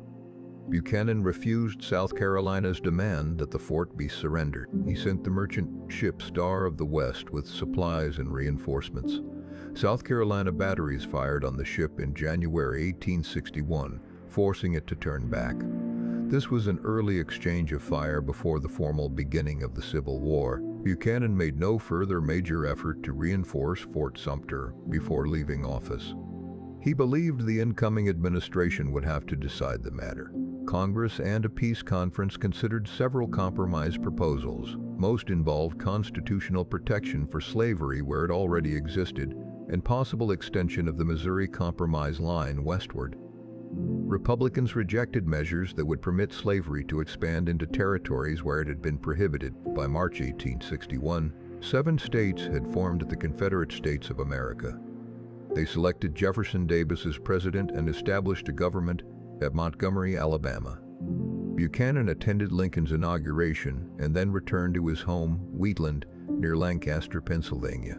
During the Civil War, he supported the Union. He wrote a defense of his administration called Mr. Buchanan's Administration on the eve of the rebellion. He argued that responsibility for the crisis belonged to secessionists and abolitionist agitation rather than to his own policies. Buchanan died on June 1, 1868, at the age of 77. Historians have generally judged his presidency harshly. His effort to satisfy Southern demands did not preserve the Union, and his response to secession appeared passive and internally inconsistent. Abraham Lincoln, the 16th president, was born on February 12, 1809 in Hardin County, Kentucky. The area is now part of LaRue County. His parents were Thomas Lincoln and Nancy Hanks Lincoln. They were farmers of modest means. The family lived in a one-room log cabin when Lincoln was born. Land title disputes contributed to their move from Kentucky to Indiana. In 1816, Lincoln grew up on the frontier. He helped clear land, build fences, plant crops, and perform other heavy agricultural work. His formal schooling was limited to less than 1 year in total. He attended short sessions with several local teachers. Lincoln educated himself through persistent reading. Books were scarce and he borrowed whatever was available. He read the Bible, Aesop's fables, Robinson Crusoe, histories, biographies, and works of law. His mother died in 1818 from milk sickness, a form of poisoning caused by consuming dairy products from cows that had eaten white snake or newt. Thomas Lincoln married Sarah Bush Johnston the following year. Lincoln developed a warm relationship with his stepmother, who encouraged his reading. The family moved to Illinois in 1830. Lincoln was 21. He worked at different times as a farm laborer, rail splitter, store clerk, surveyor, and postmaster. He also made flatboat trips down the Mississippi River to New Orleans. In 1832, Lincoln served as a militia captain during the Black Hawk War. His unit did not participate in a major battle, but he later remembered his election as captain as an important personal honor. He ran unsuccessfully for the Illinois legislature in 1832. 2 years later, he won election as a Whig. Lincoln served 4 terms in the Illinois House of Representatives. During this period, he studied law and was admitted to the bar. He moved to Springfield in 1837 and became the law partner of John T. Stewart. He later practiced with Stephen Logan and then with William Herndon. Lincoln traveled widely across central Illinois as a circuit lawyer. He handled civil and criminal cases involving debts, property, railroads, patents, assault, and murder. His legal career made him financially comfortable and introduced him to voters, judges, attorneys, and business leaders throughout the state. In 1842, Lincoln married Mary Todd. She came from a prominent Kentucky family and had received a strong education. Their marriage produced 4 sons. Robert Todd Lincoln was the only one to live to adulthood. Edward Baker Lincoln died in 1850 at the age of 3. William Wallace Lincoln died in the White House in 1862 at the age of 11, probably from typhoid fever. Thomas Lincoln, known as Ted, died in 1871 at the age of 18. The deaths of their children affected both Abraham and Mary Lincoln deeply. Lincoln served 1 term in the House of Representatives from 1847 to 1849. He opposed President Polk's explanation of the Mexican-American War and introduced the spot resolutions, asking for the exact location where American blood had been shed. His position was unpopular in some parts of Illinois. He did not seek immediate re-election and returned to legal practice. During the early 1850s, Lincoln's national political ambitions appeared limited. The Kansas-Nebraska Act brought him back into active debate. Lincoln opposed the extension of slavery into the Western territories. He regarded slavery as morally wrong, but did not initially call for immediate nationwide abolition. He believed the federal government should prevent slavery's expansion and place it on a course toward eventual extinction. The collapse of the Whig Party led Lincoln to join the new Republican Party. In 1858, Illinois Republicans nominated him for the United States Senate. Senators were then chosen by state legislatures rather than direct popular vote. Lincoln's Democratic opponent was Stephen Douglas. The two participated in 7 public debates across Illinois. The debates focused on slavery, popular sovereignty, the Dred Scott decision, racial equality, and the future of the Union. Lincoln declared that a house divided against itself could not stand. He did not predict that the Union would immediately collapse, but he argued that the country could not remain permanently half slave and half free. Douglas defended popular sovereignty. In the Freeport debate, he stated that slavery could not survive in a territory without local laws protecting it, even after the Dred Scott decision. This position helped Douglas in Illinois, but weakened him among Southern Democrats. Republican legislative candidates received more votes overall, but district boundaries gave Democrats a majority in the state legislature. Douglas returned to the Senate. The debates gave Lincoln a national reputation. In February 1860, he delivered a major address at Cooper Union in New York City. He presented detailed historical arguments that the founders had accepted federal authority to regulate slavery in the territories. The speech reassured Eastern Republicans that Lincoln was serious, moderate in manner, and capable of national leadership. The Republican convention met in Chicago in May 1860. William Seward of New York was the leading candidate, but some delegates considered him too radical or politically vulnerable. Lincoln's supporters emphasized his Western background, anti-slavery position, and ability to attract former Whigs and moderate voters. He won the nomination on the third ballot. Senator Hannibal Hamlin of Maine became his running mate.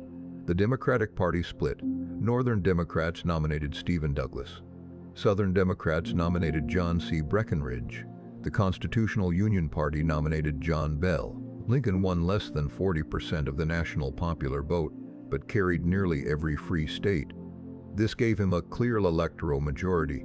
He did not appear on the ballot in several southern states. Before he took office, 7 slave states seceded. Lincoln rejected secession as legally invalid. In his inaugural address, he promised not to interfere with slavery where it already existed. He also stated that the Union was perpetual and that federal property would be held. Fort Sumter and Charleston Harbor needed supplies. Lincoln informed South Carolina that he intended to send provisions rather than weapons or troops, unless the supply effort was resisted.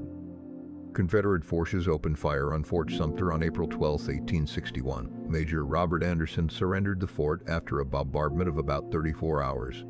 Lincoln called for 75,000 militia to suppress the rebellion. Virginia, Arkansas, Tennessee, and North Carolina then seceded. 4 slave states remained in the Union. They were Delaware, Maryland, Kentucky, and Missouri. The Civil War became the central event of Lincoln's presidency. The Union had advantages in population, manufacturing, railroads, and naval strength. The Confederacy fought primarily on familiar territory and sought to defend its independence. Lincoln faced the task of creating and coordinating a very large army. He also had to maintain political support among Republicans, Democrats, border state Unionists, abolitionists, immigrants, and other groups with conflicting aims. He suspended the writ of habeas corpus in certain areas, allowing military detention without immediate court review. Chief Justice Roger Taney ruled in Ex parte Merryman that the president lacked authority to suspend the writ without Congress. Lincoln did not accept Taney's interpretation. Congress later authorized broader suspension. Thousands of people were arrested under military authority, especially in areas where officials feared sabotage, disloyalty, or interference with recruitment. These actions remain a major part of debate over Lincoln's wartime use of executive power. Lincoln initially described preservation of the Union as the main war objective. He moved gradually toward emancipation. Enslaved people themselves changed the course of the war by escaping to Union lines. Commanders had to decide whether to return them under the Fugitive Slave Act. General Benjamin Butler described escaped people used by the Confederacy as contraband of war. Congress then passed confiscation laws weakening slaveholders' claims. Lincoln also supported compensated emancipation in the border states. But those states did not adopt his proposals. By the summer of 1862, Lincoln had decided to issue an Emancipation Proclamation as a military measure. Secretary of State William Seward advised him to wait for a Union military success so that the announcement would not appear to be an act of desperation. The opportunity came after the Battle of Antietam in September 1862. The battle ended Confederate General Robert E. Lee's first invasion of the North.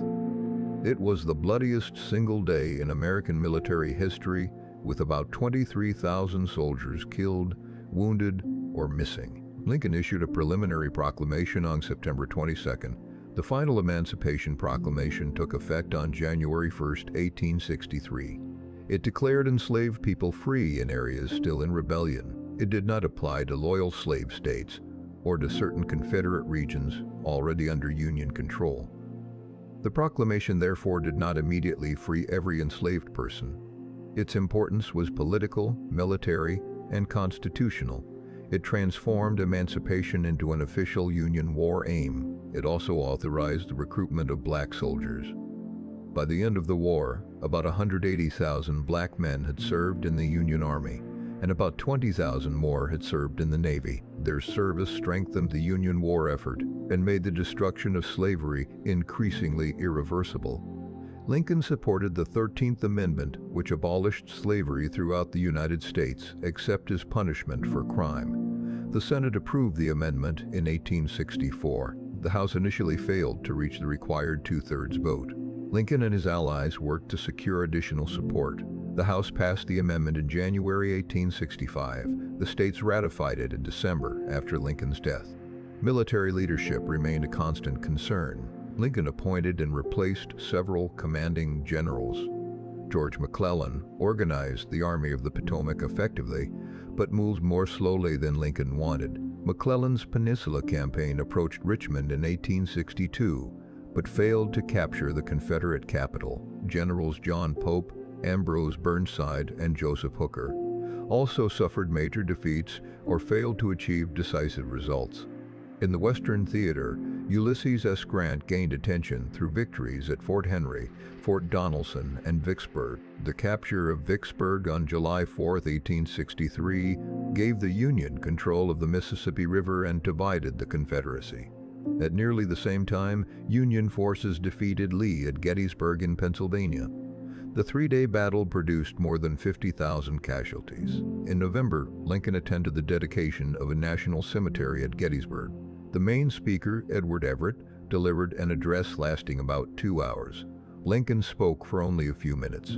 The Gettysburg Address connected the war to the principles of the Declaration of Independence. Lincoln described the conflict as a test of whether a nation based on liberty and equality could endure. The exact wording varies slightly among surviving copies and newspaper reports. In March 1864, Lincoln promoted Grant to lieutenant general and placed him in command of all Union armies. Grant remained in the field rather than directing operations from Washington. He coordinated offensives against Confederate forces across several regions. The campaign in Virginia produced enormous casualties at the Wilderness, Spotsylvania, Cold Harbor, and other battles. Grant continued moving south and eventually placed Petersburg under siege.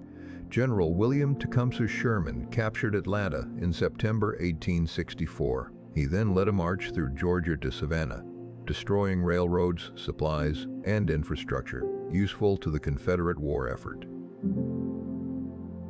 The presidential election of 1864 occurred while the war continued. Republicans temporarily used the name National Union Party and selected Andrew Johnson, a war Democrat from Tennessee, as Lincoln's running mate.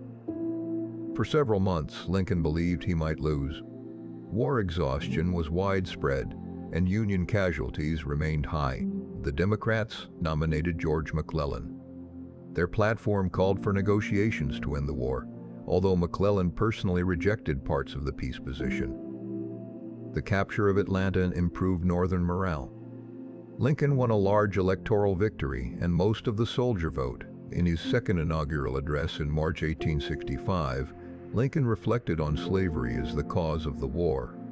He avoided a triumphant tone. He called for reconciliation with malice toward none and charity for all. The Confederacy was nearing collapse. Richmond fell to Union forces on April 3rd. Lincoln visited the city the following day and walked through its streets with a small escort.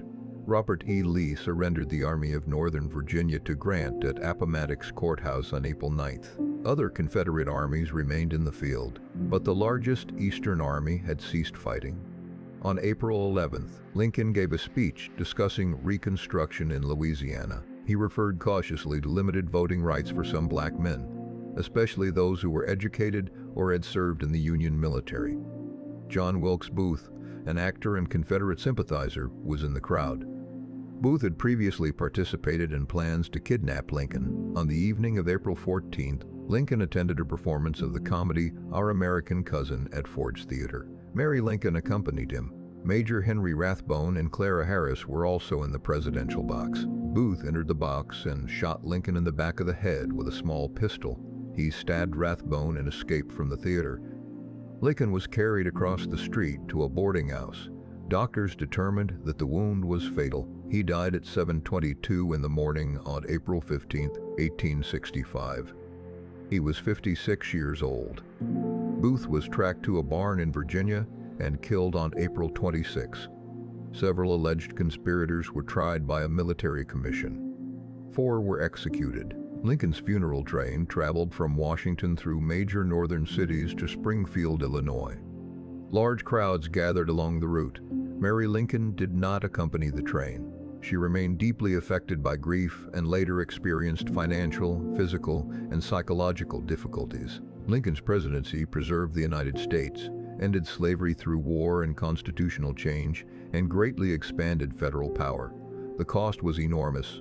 About 750,000 soldiers are estimated to have died, although exact totals remain uncertain. Civilian deaths and the long-term effects of injury and disease are more difficult to measure. Lincoln did not live to direct Reconstruction. His death placed that responsibility first in the hands of Andrew Johnson. Andrew Johnson, the 17th president, was born on December 29, 1808, in Raleigh, North Carolina. His family was poor. His father, Jacob Johnson, died when Andrew was 3. Johnson received no formal schooling. At about the age of 10, he was apprenticed to a tailor. He learned to read with assistance from people who visited the tailor shop. He later credited his wife with helping improve his education. Johnson left his apprenticeship before completing its term. His employer advertised a reward for his return. The Johnson family moved to Tennessee. Andrew opened a tailor shop in Greenville. In 1827, he married Eliza McCardle. She was 16 and he was 18. They had 5 children. Eliza was frequently ill with tuberculosis and avoided public attention. Johnson's tailor shop became a place where local men discussed politics. He developed speaking skills and entered local government. He served as alderman and mayor of Greenville, then entered the Tennessee legislature. Johnson presented himself as a representative of small white farmers and workers against wealthy planters. He supported expanded political opportunities for white men without property. He was also a committed supporter of slavery and white supremacy. He owned enslaved people and defended the institution before the Civil War. Johnson served 5 terms in the House of Representatives and then became governor of Tennessee. He supported the Homestead Act, which offered Western land to settlers who lived on and improved it. Southern slaveholding politicians often opposed such legislation because they feared Western territories would fill with small free farmers. Johnson entered the United States Senate in 1857. When Southern states began seceding, Johnson opposed them. He believed secession was controlled by wealthy planters and would harm ordinary Southern whites. Tennessee seceded in 1861. Johnson remained in the Senate, becoming the only senator from a seceding state who did not leave his seat. His loyalty made him valuable to the Lincoln administration. After Union forces occupied much of Tennessee, Lincoln appointed Johnson military governor of the state. Johnson used broad powers to suppress Confederate activity and rebuild a loyal state government. In 1864, Republicans seeking support from pro-war Democrats selected him as Lincoln's running mate on the National Union ticket. At the vice presidential inauguration in March 1865, Johnson appeared intoxicated. He had been ill and said he had consumed whiskey as medicine. He delivered a confused speech that embarrassed officials. He then remained largely out of public view. 6 weeks later, Lincoln was assassinated. Johnson took the presidential oath on April 15, 1865. The Civil War was ending, but the legal and political status of the former Confederate states remained unsettled. Congress was not in session during the first months of Johnson's presidency. He developed his own approach to Reconstruction. Johnson offered pardons to most former Confederates who took an oath of loyalty. Wealthy individuals and certain officials had to apply directly to him. He issued thousands of individual pardons, often restoring property rights other than ownership of enslaved people. Southern states were required to repeal secession, repudiate Confederate debts, and ratify the 13th Amendment. They were not initially required to protect black voting rights. New Southern governments adopted laws called Black Codes. These restricted the movement, employment, contracts, and civil rights of freed people. The codes attempted to preserve a labor system controlled by white landowners. Former Confederate leaders also returned to political office. Alexander Stephens, the former vice president of the Confederacy, was elected to the Senate by Georgia. These developments alarmed Republicans in Congress. Congress created the Freedmen's Bureau to provide assistance, education, labor supervision, and legal support to formerly enslaved people and Southern refugees. Johnson vetoed a bill extending the Bureau's authority. He also vetoed the Civil Rights Act of 1866. The act defined national citizenship and sought to protect basic civil rights regardless of race. Congress overrode both vetoes. The override of the Civil Rights Act was the first time Congress enacted major legislation over a presidential veto. The conflict between Johnson and Congress became increasingly bitter. Republicans proposed the 14th Amendment. It established birthright citizenship, required states to provide equal protection of the laws, and addressed representation, public debt, and former Confederate office holders. Johnson opposed the amendment and encouraged Southern states to reject it. During the congressional election campaign of 1866, he traveled through northern cities on a speaking tour known as the Swing Around the Circle. Johnson argued with hecklers, compared himself to Lincoln, and accused congressional leaders of seeking political destruction. His performances damaged his public standing. Republicans won overwhelming congressional majorities. Congress then imposed a more forceful Reconstruction policy. The Reconstruction Acts of 1867 divided most of the former Confederacy into military districts. Southern states had to write new constitutions, protect black male voting rights, and ratify the 14th Amendment before readmission to Congress. Johnson vetoed the acts, and Congress overrode him. The president attempted to obstruct or weaken congressional reconstruction through his control of appointments in the military. Congress passed the Tenure of Office Act. It limited the president's power to remove certain officials without Senate approval. The law was designed partly to protect Secretary of War Edwin Stanton, who supported congressional reconstruction. Johnson considered the act unconstitutional. He suspended Stanton and appointed General Ulysses Grant as temporary Secretary of War. When the Senate refused to approve Stanton's removal, Grant left the position and Stanton returned. In February 1868, Johnson removed Stanton again and appointed General Lorenzo Thomas. The House of Representatives responded by impeaching Johnson. 11 articles of impeachment were approved. Most concerned violation of the Tenure of Office Act. Other articles accused Johnson of bringing Congress into disgrace through inflammatory speeches. The Senate trial began in March. Conviction required a 2/3 majority. 35 senators voted guilty on the first article considered, and 19 voted not guilty. The Senate therefore fell 1 vote short of conviction. 2 later votes produced the same result. Several Republican senators who voted for acquittal believed the evidence did not justify removing a president or feared that conviction would dangerously weaken the executive branch. The next person in the line of succession was Senate President pro tempore Benjamin Wade, a radical Republican whose economic and political positions concerned some moderates. Johnson remained in office but had little influence during his final months. Secretary of State William Seward negotiated the purchase of Alaska from Russia in 1867 for $7,200,000. Critics called the acquisition Seward's Folly or Seward's Icebox, although public opposition was less universal than those nicknames suggest. The territory later proved valuable for natural resources and strategic location. The United States also took possession of Midway Atoll during Johnson's presidency. Johnson sought the Democratic presidential nomination in 1868, but received little support. The party selected Horatio Seymour. Republican Ulysses Grant won the election. Johnson did not attend Grant's inauguration. The two men strongly disliked each other. Johnson returned to Tennessee. He sought election to the Senate and House several times. In 1875, the Tennessee legislature elected him to the United States Senate. He became the only former president to serve in the Senate after his presidency. His return was brief.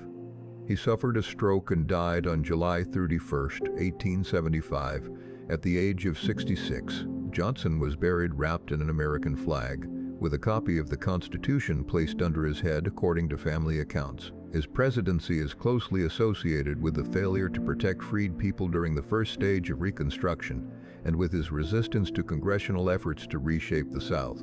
Ulysses S.S. Grant, the 18th president, was born on April 27, 1822, in Point Pleasant, Ohio. His birth name was Hiram Ulysses Grant. His parents were Jesse Root Grant and Hannah Simpson Grant. Jesse Grant operated a tannery. Ulysses disliked working with animal hides, but developed an exceptional ability with horses. His father arranged an appointment to the United States Military Academy at West Point. The congressman who submitted the nomination mistakenly listed him as Ulysses S. Grant. Grant accepted the new form of his name rather than trying to correct military records. The letter S did not officially stand for a middle name. It was often interpreted as Simpson, his mother's maiden name. Grant graduated from West Point in 1843. He ranked 21st in a class of 39. He was assigned to the infantry, although he had hoped to join the cavalry. Grant served in the Mexican-American War under both Zachary Taylor and Winfield Scott. He participated in major battles and performed dangerous assignments. At Monterey, he rode through gunfire while hanging from the side of his horse to carry a message. Grant later regarded the war as unjust. He believed the United States had provoked a weaker country in order to gain territory and expand slavery. After the war, he married Julia Dent in 1848. Julia came from a Missouri slaveholding family. They had 4 children. Their marriage was close and lasted until Grant's death. Military assignments separated them for long periods. Grant served at remote posts in the Pacific Northwest. He became lonely, drank heavily at times, and experienced financial pressure. In 1854, Grant resigned from the Army. The exact circumstances remain debated. A commanding officer may have offered him the choice between resignation and formal charges related to drinking. Grant returned to his family but struggled in civilian life. He tried farming on land owned by Julia's family. He named the property Hardscrabble. He sold firewood on the streets of St. Louis and worked in real estate without much success. By 1860, Grant was working in his father's leather goods business in Galena, Illinois, under the supervision of his younger brothers. The Civil War transformed his career. Grant helped drill local volunteers and sought a military appointment. He eventually became colonel of an Illinois regiment. His administrative ability and military experience led to promotion as brigadier general. In February 1862, Grant captured Fort Henry and Fort Donelson in Tennessee. When the Confederate commander at Fort Donelson asked for terms, Grant replied that no terms except unconditional and immediate surrender could be accepted. Newspapers connected the initials U.S. with the phrase "Unconditional Surrender Grant." The victories opened important river routes and made Grant a national figure. In April, his army was surprised near Shiloh Church in Tennessee. The Battle of Shiloh produced extremely high casualties. Union forces recovered and forced the Confederate Army to retreat. Critics accused Grant of being unprepared and renewed allegations about his drinking. Lincoln refused to remove him. He reportedly said that he could not spare this man because he fought, although the exact wording is uncertain. Grant's most important Western campaign focused on Vicksburg, Mississippi.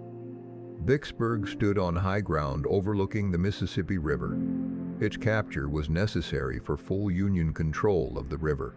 Grant attempted several unsuccessful approaches. He then moved his army south along the Louisiana side, crossed the river below the city, and operated away from a fixed supply base.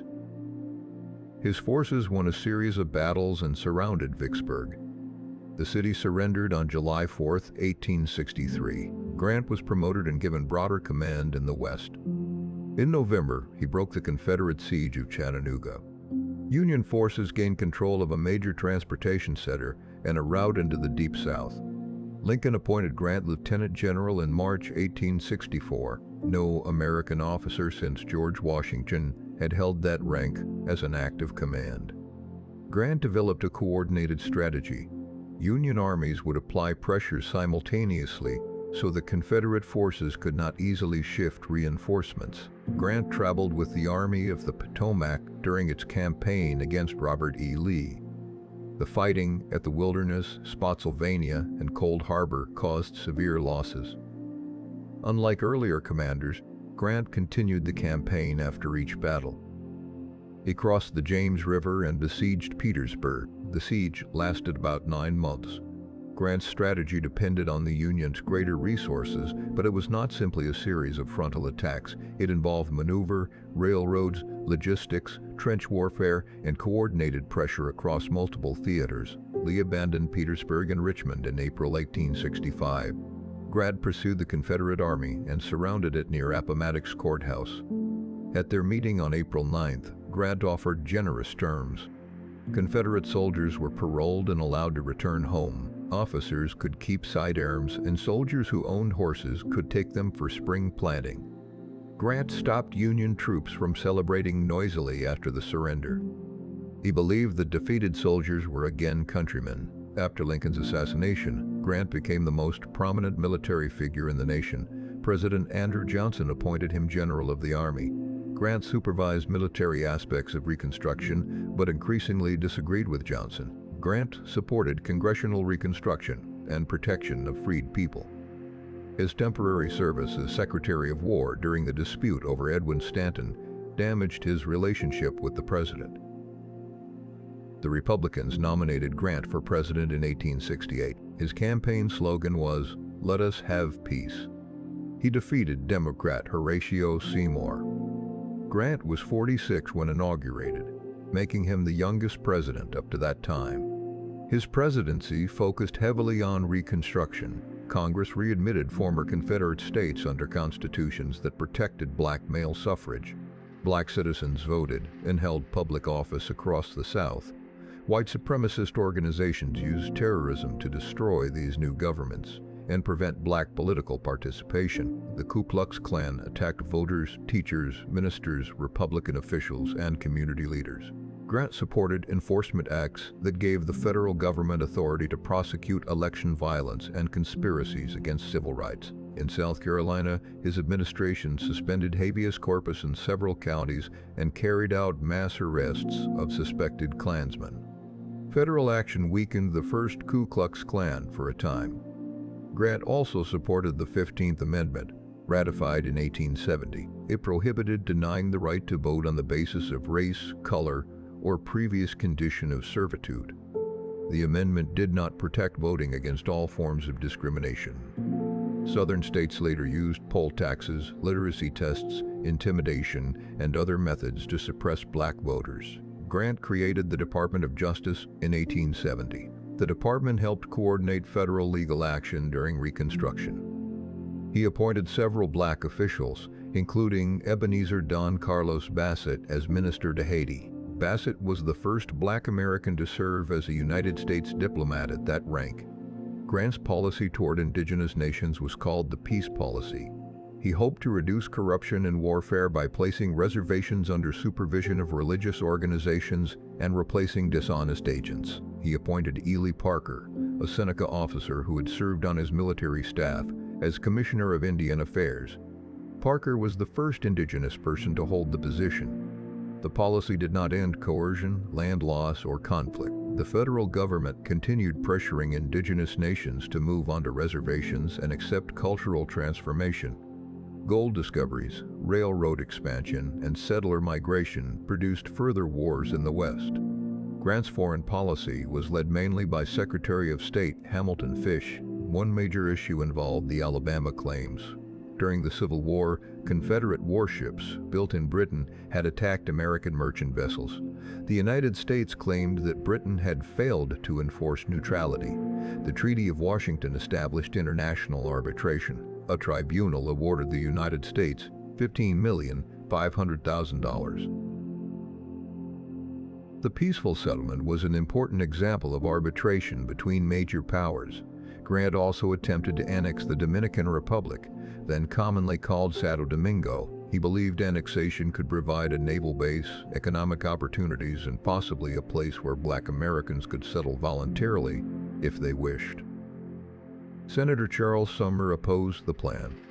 The annexation treaty failed in the Senate. The dispute destroyed the relationship between Grant and Sumner, who had been a leading radical Republican. Grant's first term also included the Treaty of Fort Laramie's continuing consequences, railroad expansion, and completion of the first transcontinental railroad, which had formally occurred shortly before he took office. His administration adopted a stronger currency backed by gold and sought to stabilize federal finances after the war.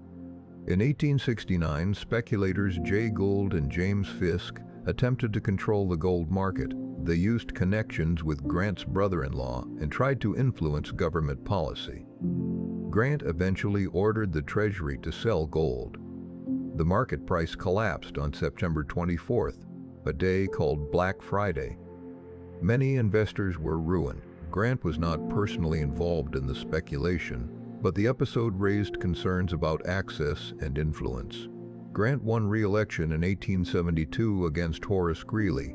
His second term was damaged by economic depression and scandals. The Panic of 1873 began after the failure of the banking firm J. Cook and Company, which had invested heavily in railroad construction. Banks closed, businesses failed, unemployment increased, and the Depression lasted for several years.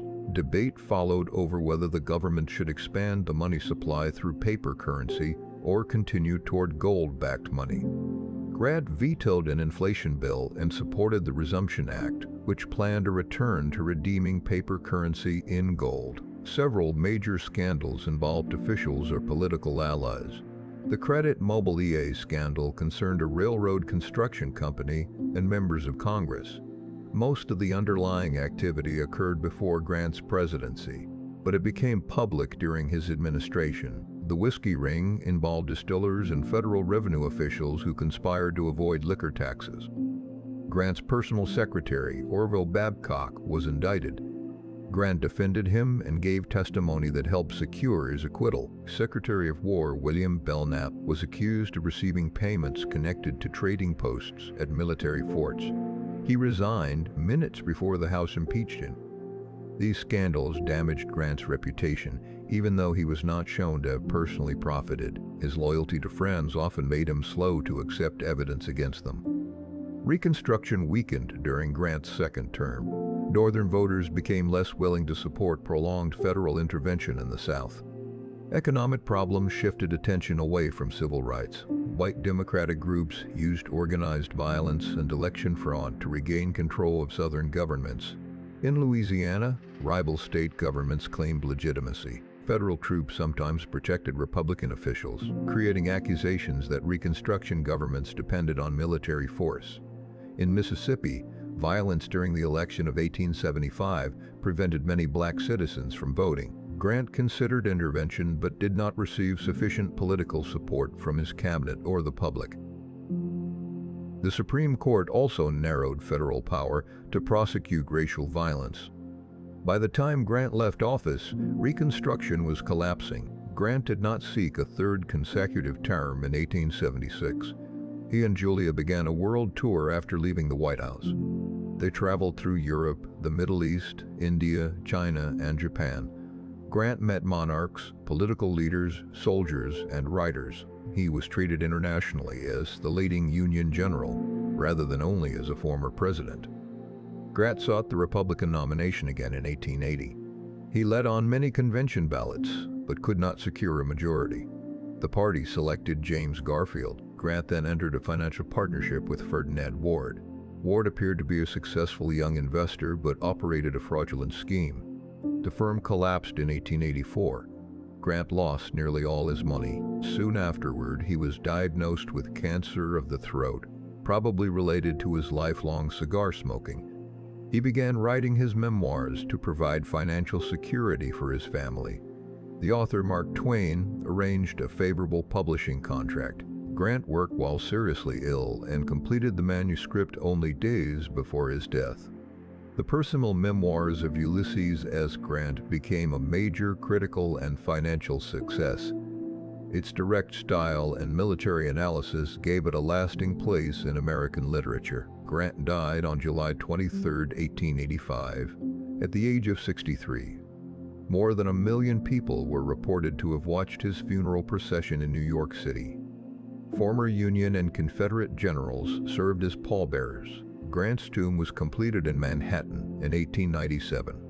His presidential reputation declined for many decades because of corruption and the failures of Reconstruction. Later historians gave more attention to his defense of black citizenship, suppression of the Ku Klux Klan, and use of federal power against racial terrorism.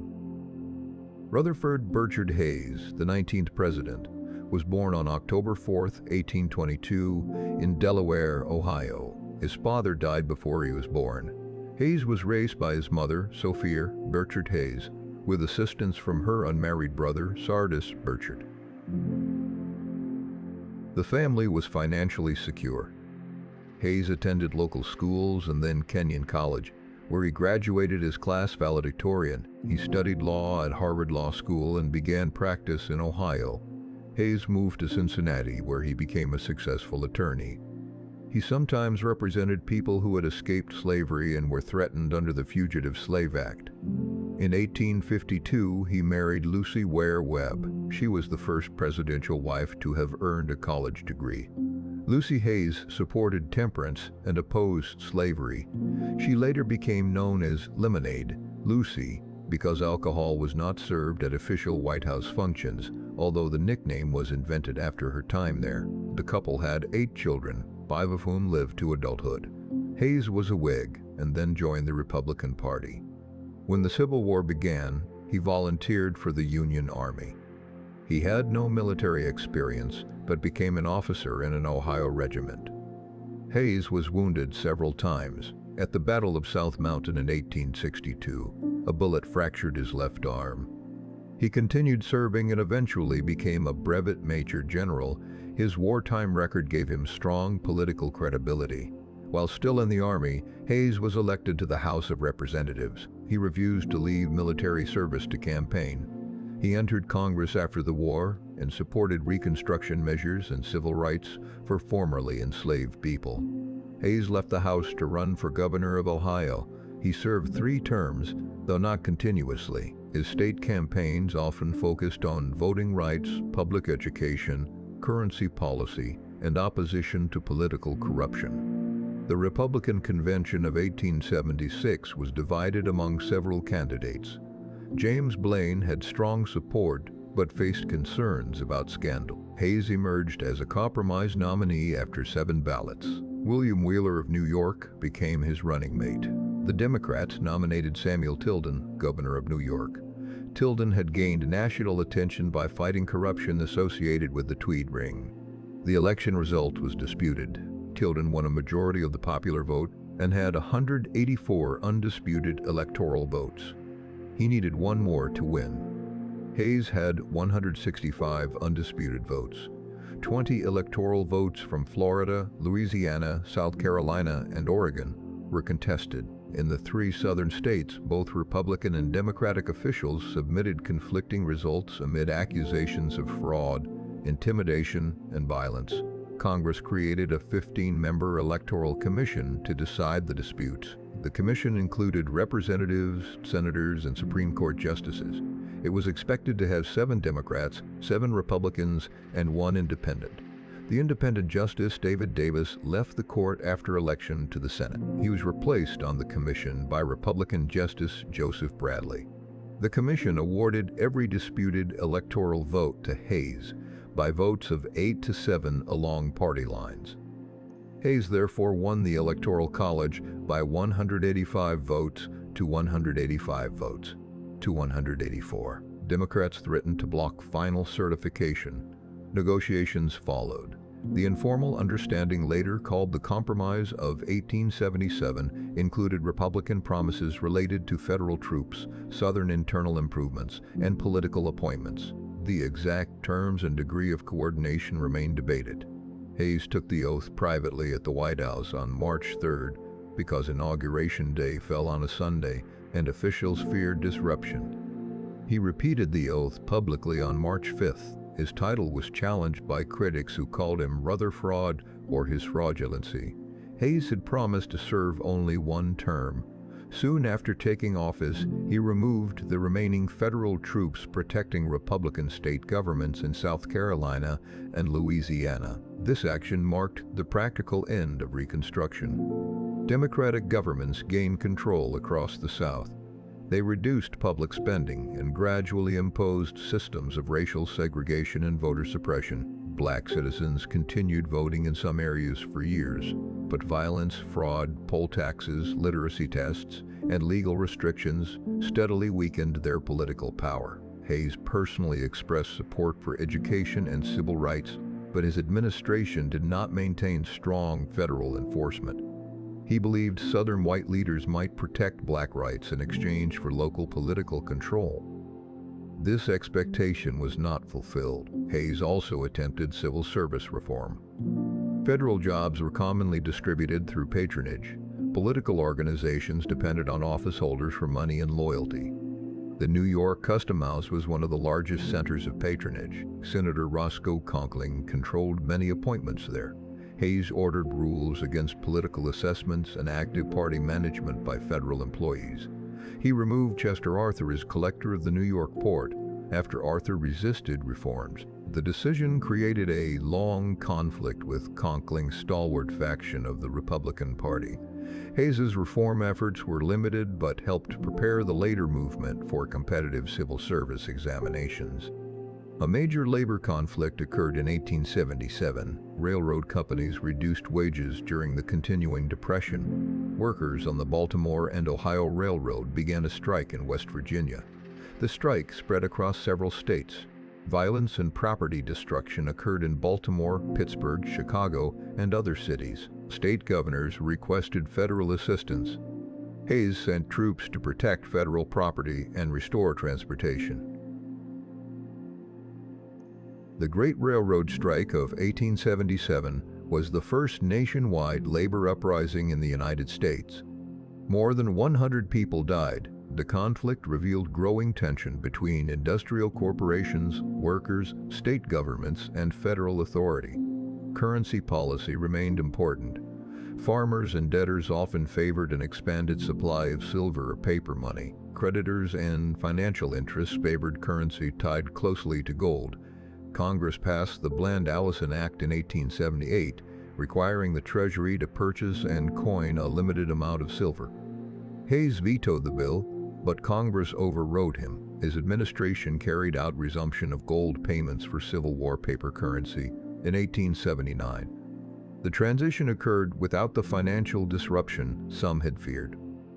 Hayes also dealt with immigration from China. Chinese workers had contributed significantly to Western railroad construction and mining. Economic competition and racial hostility produced violence and demands for exclusion. Congress passed a bill that would have sharply restricted Chinese immigration. Hayes vetoed it because it violated the Berlin Game Treaty with China.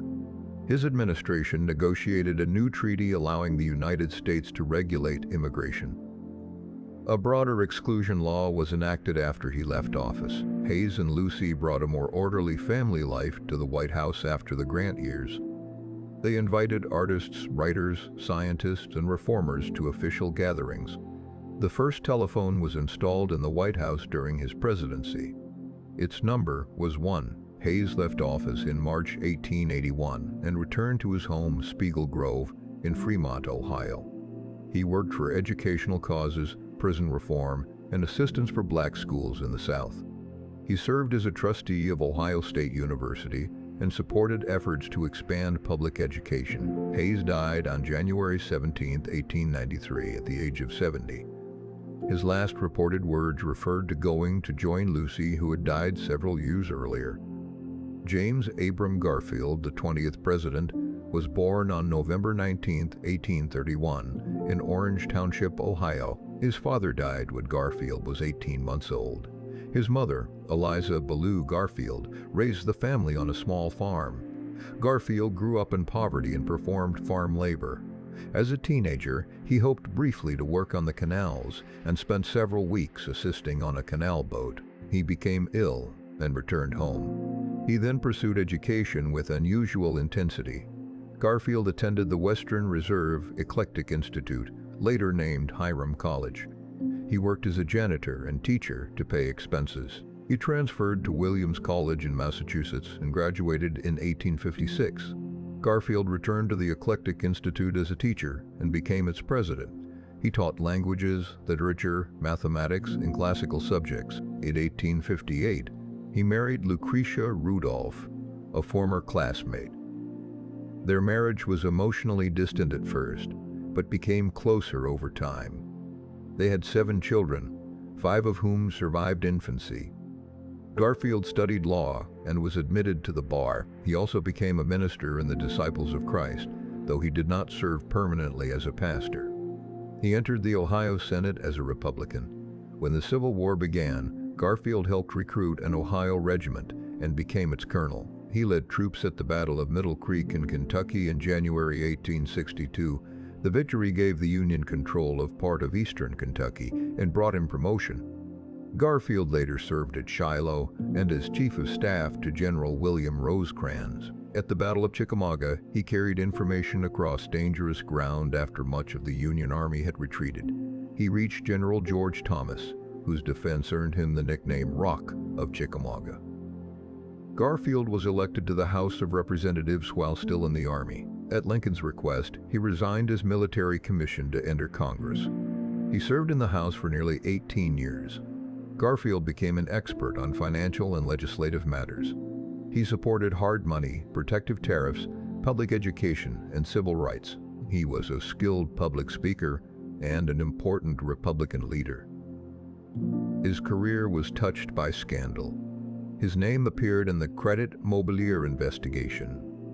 Garfield denied wrongdoing, but evidence suggested that he had accepted money or stock connected to the company. He was also criticized for receiving a legal fee connected to a paving contract in Washington. Neither controversy ended his career, but both provided material for opponents. Garfield participated in the Electoral Commission that awarded the disputed election of 1876 to Rutherford Hayes. In 1880, the Ohio legislature selected Garfield for the United States Senate. Before he could take that seat, he attended the Republican National Convention. The convention was divided mainly between supporters of former President Ulysses Grant and Senator James Blaine. Grant's supporters, called stalwarts, wanted a third presidential term. Blaine's supporters represented a rival faction. Garfield went to the convention to nominate Treasury Secretary John Sherman. His speech attracted attention. As the leading candidates remained deadlocked, delegates began shifting votes to Garfield. On the 36th ballot, Garfield won the presidential nomination. He had not openly campaigned for it. Chester Arthur, a New York stalwart, was selected for vice president to balance the ticket. The Democrats nominated Winfield Scott Hancock, a Union general. The popular vote was extremely close. Garfield won by fewer than 10,000 votes out of more than 9 million cast, though his electoral margin was larger. Garfield took office on March 4, 1881. He entered a Republican Party divided over patronage. Senator Roscoe Conkling expected control over important New York appointments.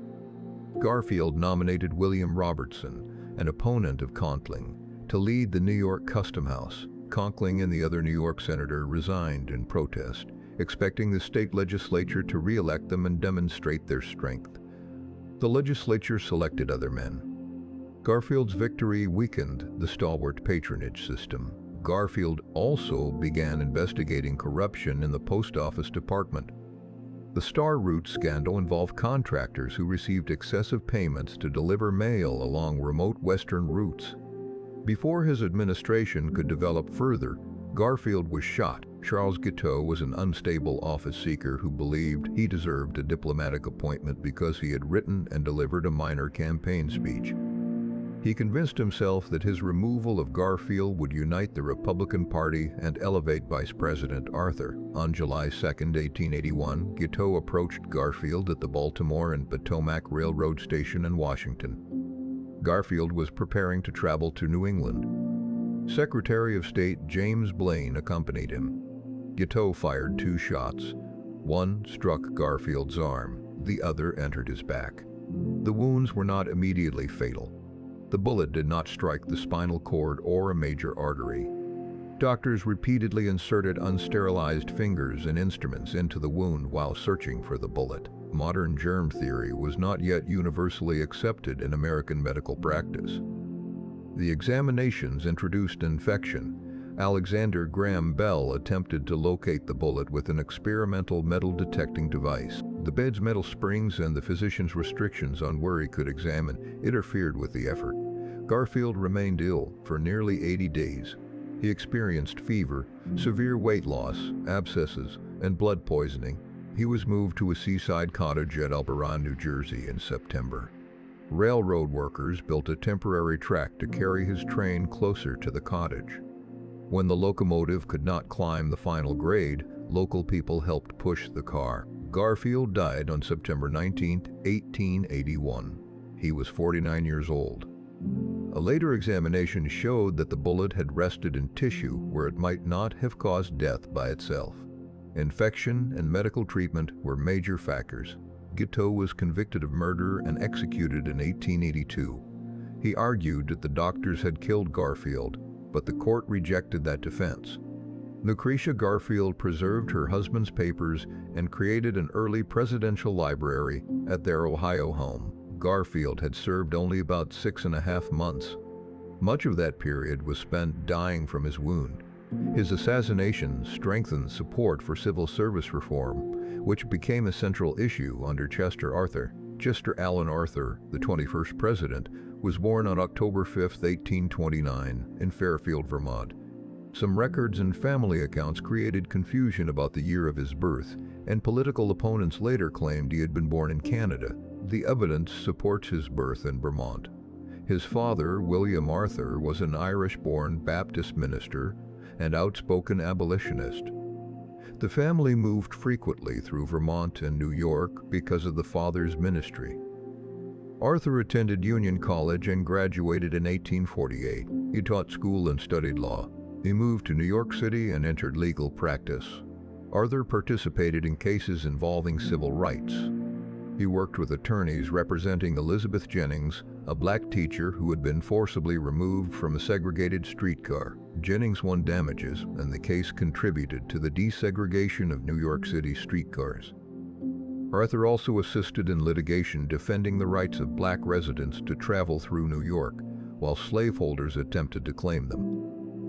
In 1859, he married Ellen Lewis Herndon. Her father was a naval officer who died while commanding the steamship Central America during a hurricane. Arthur and Ellen had 3 children. One died in early childhood. During the Civil War, Arthur served as Quartermaster General of New York State. He organized equipment, transportation, housing, and supplies for large numbers of soldiers. He did not serve in combat. Arthur became closely associated with Senator Roscoe Conkling and the stalwart faction of the Republican Party. The stalwarts defended the patronage system and the political organization built around appointments. President Grant appointed Arthur collector of the Port of New York in 1871. The Custom House collected most of the federal government's tariff revenue and employed more than 1,000 people. Its workers were expected to contribute part of their salaries to the Republican organization. Arthur was efficient in some administrative matters, but was also deeply involved in patronage. President Hayes ordered reforms and eventually removed him from office in 1878. Arthur remained loyal to Conkling. At the Republican Convention of 1880, he was selected as Garfield's running mate to satisfy the stalwart wing. When Garfield was shot, Arthur faced public suspicion because the assassin called himself a stalwart and declared support for Arthur. There was no evidence that Arthur had any connection with Guiteau. Arthur avoided appearing eager to assume the presidency. He remained in New York during much of Garfield's illness. After Garfield died, Arthur took the oath at his home shortly after midnight on September 20, 1881. A judge from the New York Supreme Court administered the oath. Arthur repeated it in Washington 2 days later because of concern about the first ceremony's documentation. Many reformers expected Arthur to restore the patronage system. His conduct as president surprised them. Garfield's assassination had created strong public demand for reform. Senator George Pendleton introduced legislation establishing a professional civil service. Arthur signed the Pendleton Civil Service Reform Act in January 1883. The law created a civil service commission and required competitive examinations for certain federal positions. It initially covered only a small percentage of government employees. Presidents could expand the classified service, and over time the system grew. The act also prohibited forcing covered employees to make political contributions. This reduced a major source of party funding and encouraged parties to rely more heavily on wealthy private donors and corporations. Arthur appointed qualified commissioners and enforced the law more seriously than many of his former allies expected. He also supported modernization of the Navy. After the Civil War, the American fleet had declined. Congress authorized construction of new steel warships. These vessels mark an early stage in development of the modern United States Navy.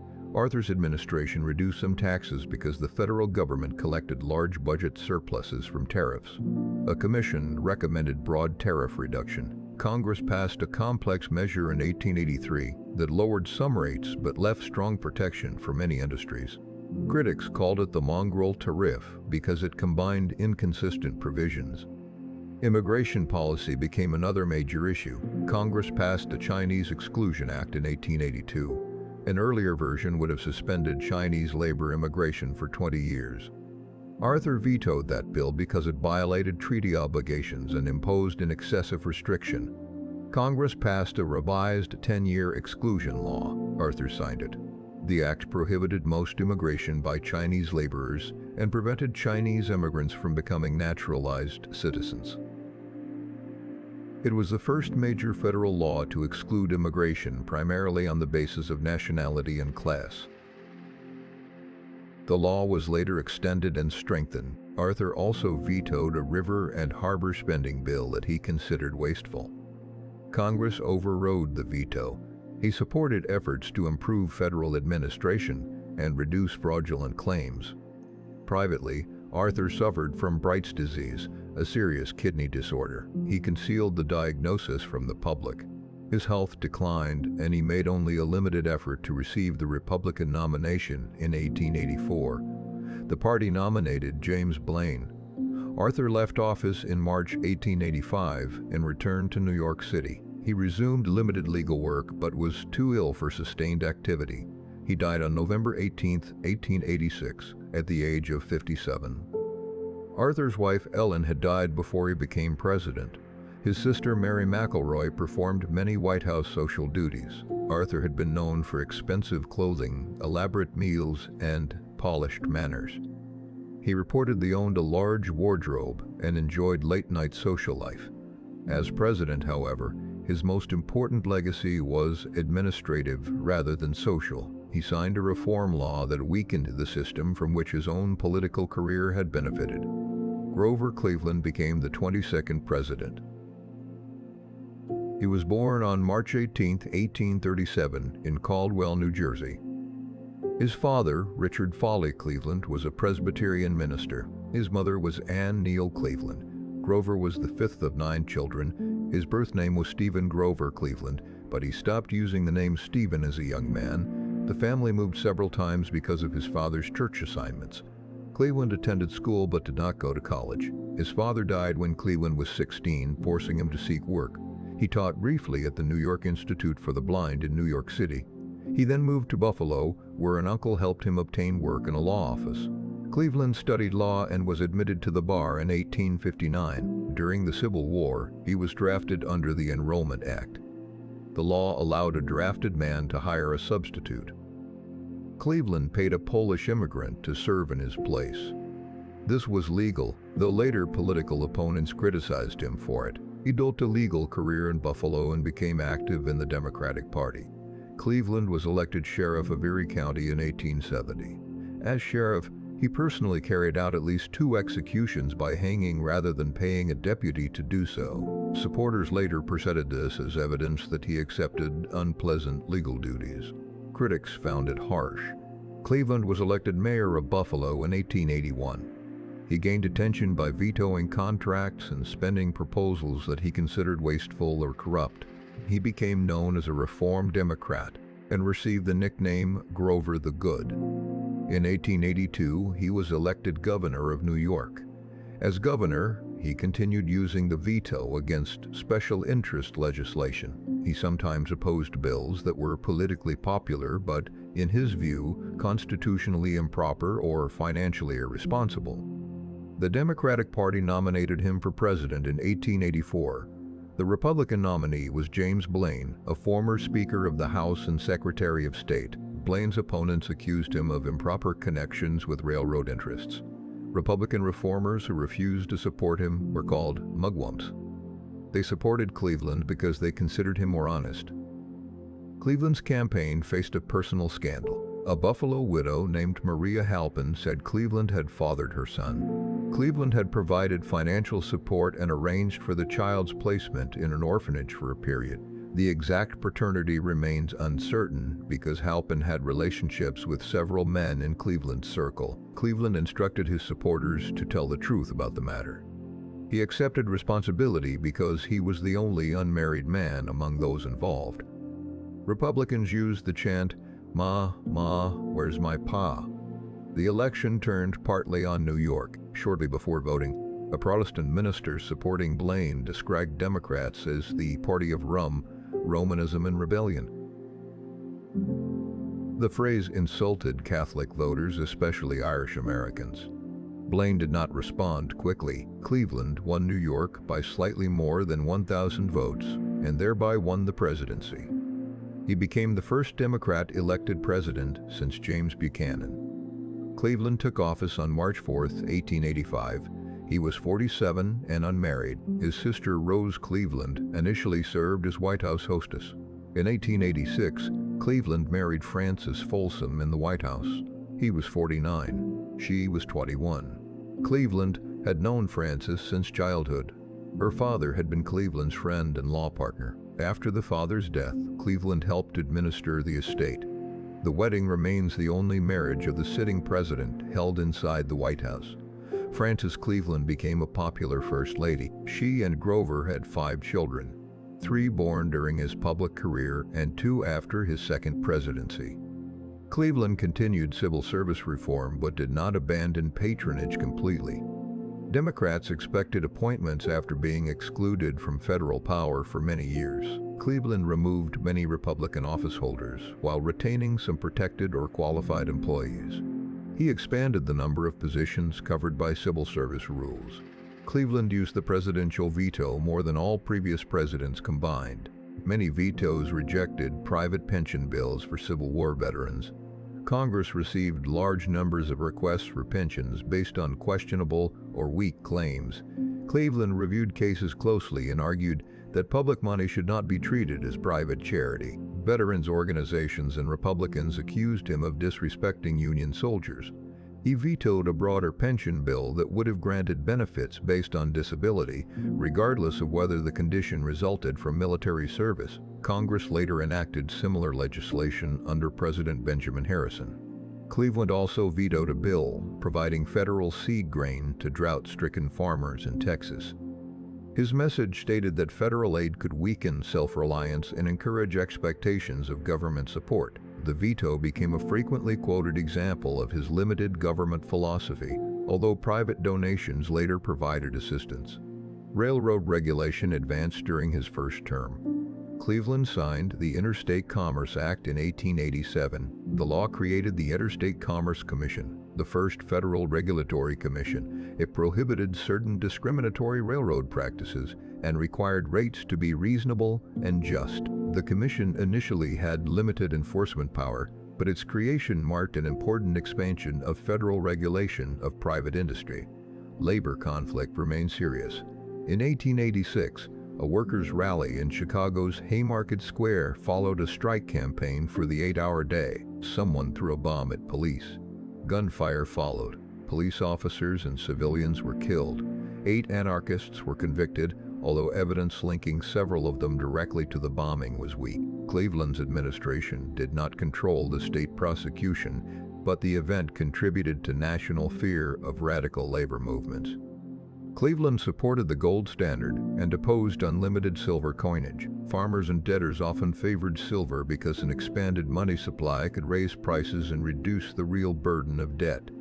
Cleveland and many Eastern financial leaders feared inflation and loss of confidence in the currency. Tariffs became the main issue of his first term. The federal government collected more revenue than it needed because import duties remained high. Cleveland argued that tariffs should be reduced. He believed high protection raised consumer prices and produced an unnecessary treasury surplus. His annual message of 1887 focused almost entirely on tariff reform. Republicans defended protective duties as support for American industry and wages. In the election of 1888, Republicans nominated Benjamin Harrison of Indiana. Cleveland won more popular votes nationwide, but lost the Electoral College. Harrison carried several closely contested northern states, including New York and Indiana. Cleveland left office in March 1889 and moved to New York City. He joined a law firm and remained active in public debate. Francis Cleveland reportedly told White House staff to take care of the furniture because the family would return 4 years later. The story may have been polished over time, but it reflected continuing political expectations. Cleveland opposed the Republican tariff and the expansion of federal spending under Harrison. The Democrats nominated him again in 1892. He defeated Harrison, becoming the first president to return to office after losing re-election. Because the terms were non-consecutive, Cleveland is counted as both the 22nd and 24th president. Between Cleveland's two administrations came Benjamin Harrison, the 23rd president. Benjamin Harrison was born on August 20, 1833 in North Bend, Ohio. He was the grandson of William Henry Harrison, the 9th president. His father, John Scott Harrison, served in the House of Representatives. He remains the only person to have been both the son and the father of a president. The Harrison family had a distinguished political name but was not exceptionally wealthy during Benjamin's youth. Harrison attended Farmers College and then Miami University in Ohio. He graduated in 1852. He married Caroline Lavinia Scott in 1853. Her father had been one of his teachers. They had 2 children, Russell and Mary. Harrison studied law and moved to Indianapolis, Indiana. He built a legal practice and became active in the Republican Party. When the Civil War began, Harrison helped recruit the 70th Indiana Infantry Regiment. He became its colonel and served in campaigns under General William Tecumseh Sherman. Harrison participated in the Atlanta Campaign and the March to the Sea's wider operations. Though his regiment's assignments varied, he received the honorary rank of Brevet Brigadier General near the end of the war. Afterward, he returned to law and politics. Harrison ran unsuccessfully for governor of Indiana in 1876. He served in the United States Senate from 1881 to 1887. In the Senate, he supported pensions for veterans, protective tariffs, civil rights, and policies favoring Western development. The Republican Party nominated him for president in 1888. His opponent was incumbent President Grover Cleveland. Harrison conducted a front porch campaign from his home in Indianapolis. Delegations traveled to hear him speak. The campaign focused heavily on tariffs. Republicans argued that high protective duties preserved American industry and wages. Democrats argued that they raised prices and produced excessive government revenue. Cleveland won a plurality of the popular vote. Harrison won the Electoral College by carrying key northern states. He took office on March 4, 1889. Heavy rain fell during the inauguration. Cleveland held an umbrella over Harrison as he delivered his address. Harrison was shorter than many public figures and had a formal, reserved personality.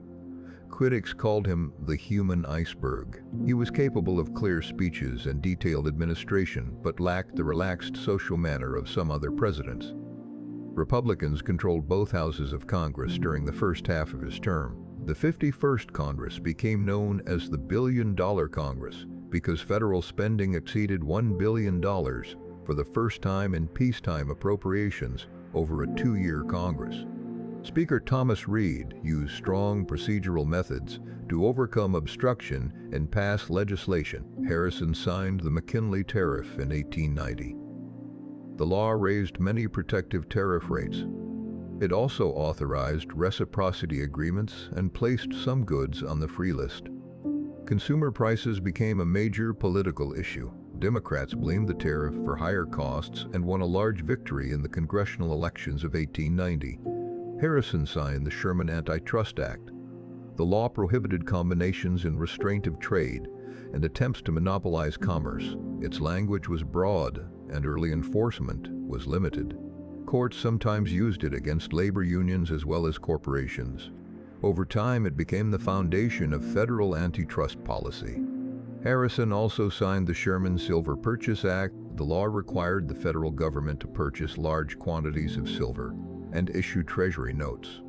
It was a compromise between supporters of the gold standard and advocates of free silver. The policy increased pressure on the government's gold reserves and became controversial during the financial crisis of Cleveland's second term. 6 states entered the Union during Harrison's presidency. North Dakota and South Dakota were admitted on the same day in November 1889. Harrison shuffled the statehood papers so that no one would know which he had signed first. Montana and Washington followed later that month. Idaho and Wyoming entered in 1890. Wyoming's constitution protected women's voting rights. The territory had granted women suffrage in 1869. Harrison supported federal protection of black voting rights in the South. Representative Henry Cabot Lodge proposed a federal elections bill that would have allowed greater national supervision of congressional elections. Southern Democrats called it the Force Bill. Some Western Republicans gave priority to silver policy and did not support it. The bill passed the House but failed in the Senate. Its defeat marked the end of serious 19th-century congressional efforts to protect black voting in the South. Harrison appointed Frederick Douglass as minister to Haiti. He also spoke against racial violence and lynching, but his administration achieved little lasting federal protection. Foreign policy became more active. Secretary of State James Blaine promoted closer commercial ties among nations of the Western Hemisphere. The first International Conference of American States met in Washington. It later contributed to development of the Pan-American Union and, much later, the Organization of American States. The United States and Germany faced tension over influence in Samoa. A severe cyclone destroyed warships of both countries and reduced the immediate danger of conflict. An agreement established a joint arrangement involving the United States, Germany, and Britain. Relations with Chile became tense after American sailors from the U.S. Baltimore were attacked in Valparaiso. 2 sailors died. Harrison demanded an apology and compensation. Chile eventually agreed. In Hawaii, American and European business interests increasingly opposed Queen Liliuokalani. Near the end of Harrison's presidency, a group of residents supported by the American minister organized the overthrow of the Hawaiian monarchy. United States Marines landed in Honolulu, officially to protect American lives and property. The new provisional government requested annexation. Harrison submitted an annexation treaty to the Senate. Cleveland withdrew it after returning to office and ordered an investigation into American involvement. Harrison also oversaw naval modernization. The United States began building more steel warships and developing a fleet capable of operating beyond coastal defense. Carolyn Harrison died of tuberculosis in the White House in October 1892, 2 weeks before the election. Harrison continued campaigning only minimally. The populist movement was growing among farmers and laborers who opposed railroad power, banking policies, high debt, and the gold standard. In the election of 1892, Cleveland defeated Harrison. Populist candidate James Weaver won several western states. Harrison returned to Indianapolis and resumed legal work. He taught law, wrote a book about government, and represented Venezuela in a boundary dispute with Britain. In 1896, he married Mary Scott Dimmock, the niece and former secretary of his late wife. Mary was 25 years younger than Harrison. His adult children opposed the marriage and did not attend the ceremony. Benjamin and Mary Harrison had 1 daughter. Harrison died on March 13, 1901, at the age of 67 from pneumonia. Grover Cleveland began his second presidency on March 4, 1893. The political and economic conditions were less favorable than during his first term. Only weeks after his inauguration, the country entered the Panic of 1893. Railroad overexpansion, weak financial institutions, declining European investment, agricultural problems, and uncertainty about the currency all contributed. Major railroads failed. Banks closed. Businesses collapsed. Unemployment reached very high levels, though exact national figures are uncertain. The Federal Gold Reserve declined as holders of Treasury notes exchanged them for gold. Cleveland believed the Sherman Silver Purchase Act undermined confidence because the government issued notes to buy silver while promising redemption in gold. He called a special session of Congress and secured repeal of the silver purchase provisions. The repeal divided the Democratic Party. Western and Southern Democrats increasingly supported free coinage of silver. Cleveland and conservative Eastern Democrats remained committed to gold. The economic depression continued despite repeal. Cleveland arranged bond sales to replenish the Treasury's gold reserve. One agreement involved a banking syndicate led by J.P. Morgan and August Belmont. The syndicate supplied gold in exchange for government bonds and agreed to help obtain additional gold from abroad. Critics accused Cleveland of favoring Wall Street and giving private bankers excessive profit. Cleveland defended the agreement as necessary to maintain the government's ability to redeem currency. The Depression produced widespread labor unrest. In 1894, workers at the Pullman Palace Car Company near Chicago went on strike after wage cuts. The company had not reduced rents in its company-owned housing. The American Railway Union, led by Eugene Debs, supported the workers by refusing to handle trains carrying Pullman cars. Because Pullman cars were attached to many trains, the boycott disrupted rail traffic across much of the country. Railroad managers sought federal assistance. The courts issued an injunction against the union. Cleveland sent federal troops to Chicago, officially to keep mail and interstate commerce moving. Illinois Governor John Altgeld protested that federal intervention was unnecessary and infringed state authority. Violence followed, and several people were killed. The strike collapsed. Debs was imprisoned for violating the injunction and later became a socialist leader and repeated presidential candidate. Cleveland's intervention alienated labor organizations and many Democrats. Another protest movement was Coxey's Army. Businessman Jacob Coxey led unemployed men on a march from Ohio to Washington. They demanded federal public works financed through expanded currency. The marchers reached the Capitol in May 1894. Police arrested Coxey when he attempted to speak from the Capitol grounds. The movement was small, but symbolized public desperation during the Depression. Tariff reform produced another dispute. The House passed a bill lowering many duties.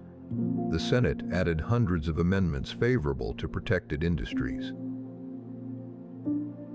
The final Wilson-Gorman tariff reduced rates only modestly. It also created a federal income tax of 2% on higher incomes.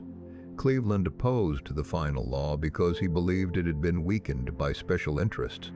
He allowed it to become law without his signature. The Supreme Court later declared the income tax provisions unconstitutional in Pollock v. Farmers Loan and Trust Company. A constitutional amendment authorizing a federal income tax was ratified in 1913. Cleveland's foreign policy included the Hawaiian annexation controversy. He withdrew Harrison's annexation treaty and sent former Congressman James Blount to investigate. Blount reported that the American minister and Marines had improperly aided the overthrow of Queen Liliuokalani. Cleveland sought restoration of the Queen if she would grant amnesty to those involved. The provisional government refused. Congress conducted another investigation that was more favorable to the American officials.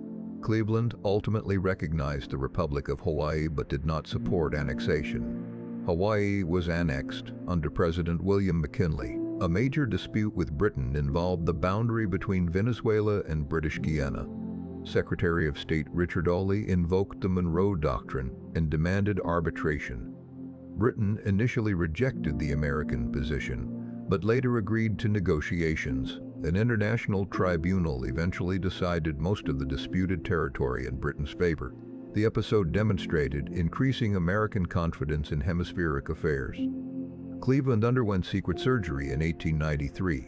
Doctors discovered a cancerous growth in his mouth. Public knowledge of serious presidential illness might have worsened financial panic. The operation took place aboard a yacht in New York waters. Surgeons removed part of his upper jaw and fitted a rubber prosthesis. The public was told that Cleveland had undergone dental treatment. The full story became widely known only years later. Francis Cleveland gave birth to their daughter Esther in the White House in 1893. Esther remains the only child of a president born inside the White House. By 1896, Cleveland had lost control of the Democratic Party. The party nominated William Jennings Bryan, who delivered a famous speech supporting silver coinage and opposing the gold standard. Cleveland did not support Bryan. Conservative Democrats formed a separate gold Democratic ticket. Republican William McKinley won the election. Cleveland returned to private life in Princeton, New Jersey. He served as a trustee of Princeton University, wrote articles, and occasionally commented on public issues. He opposed women's suffrage and remained committed to limited government and traditional economic ideas. Cleveland died on June 24, 1908, at the age of 71. His last reported words were that he had tried so hard to do right. His two administrations were separated by 4 years, making his place in the presidential sequence unique until the 21st century. William McKinley, the 25th president, was born on January 29, 1843, in Niles, Ohio. He attended Allegheny College briefly, but left because of illness and financial pressure. When the Civil War began, McKinley enlisted as a private in an Ohio regiment. He served throughout the war and rose to the rank of brevet major. After the war, he studied law and settled in Canton, Ohio. He entered Republican politics and served in the House of Representatives. McKinley became closely associated with protective tariffs. The tariff law of 1890 carried his name and raised duties on many imported products. He later served as governor of Ohio. In 1896, the Republicans nominated McKinley for president. His campaign manager, businessman Mark Hanna, built a highly organized and well-funded national campaign. The Democratic nominee, William Jennings Bryan, supported the free coinage of silver. McKinley defended the gold standard and protective tariffs. McKinley won and took office during a period of economic recovery. His presidency was transformed by conflict with Spain. Rebellion against Spanish rule had continued in Cuba. American newspapers published dramatic reports of Spanish repression. In February 1898, the battleship U.S. Maine exploded in Havana Harbor. The cause was uncertain, but many Americans blamed Spain. Congress declared war in April. The Spanish-American War was brief. American forces fought in Cuba, Puerto Rico, and the Philippines. Spain requested peace within several months.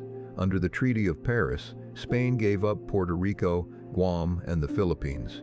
Cuba became formally independent, but remained under strong American influence. The annexation of the Philippines led to a longer and more violent conflict against Filipino independence forces. McKinley won re-election in 1900. On September 6, 1901, he was shot by anarchist Leon Czolgosz while attending an exposition in Buffalo. McKinley died 8 days later from infection and gangrene. He was 58. Theodore Roosevelt became the 26th president. He was born on October 27, 1858, in New York City. Roosevelt grew up in a wealthy family but suffered from severe asthma as a child. He adopted strenuous exercise as a way to strengthen his body. He attended Harvard College and briefly studied law at Columbia before entering politics. Roosevelt served in the New York State Assembly and later worked for the Federal Civil Service Commission. After the deaths of his wife and mother on the same day in 1884, he spent part of the following years ranching in the Dakota Territory. Roosevelt returned to public life. He became president of the New York City Police Board and then Assistant Secretary of the Navy. When war with Spain began, he resigned and helped organize a volunteer cavalry regiment known as the Rough Riders. His role in the fighting in Cuba made him a national hero. Roosevelt became governor of New York and then McKinley's vice president. At 42, he became the youngest person ever to assume the presidency. Roosevelt believed the federal government should regulate large corporations and act as a neutral authority in conflicts between labor and business. His domestic program became known as the Square Deal.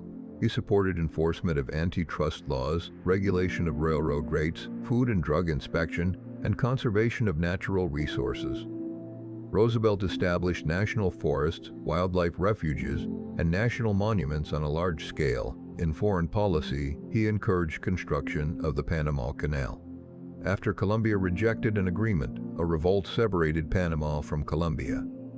The United States quickly recognized the new country and obtained control of the Canal Zone. Roosevelt also expanded the Monroe Doctrine through the Roosevelt Corollary, claiming a right of American intervention in parts of Latin America. He helped mediate the end of the Russo-Japanese War and received the Nobel Peace Prize. Roosevelt left office in 1909, but later broke with his successor William Howard Taft. He ran again in 1912 as the candidate of the Progressive Party. He survived an assassination attempt during the campaign and completed a speech with a bullet still lodged in his chest. Roosevelt died on January 6, 1919, at the age of 60. William Howard Taft, the 27th president, was born on September 15, 1857, in Cincinnati, Ohio. He attended Yale College and studied law. Taft's greatest professional ambition was to become a judge rather than president. He served as a state judge, federal solicitor general, and federal appeals judge. President McKinley appointed him to lead the civilian government in the Philippines. Taft later became Secretary of War under Theodore Roosevelt. Roosevelt supported Taft as his successor in 1908. Taft continued many progressive policies.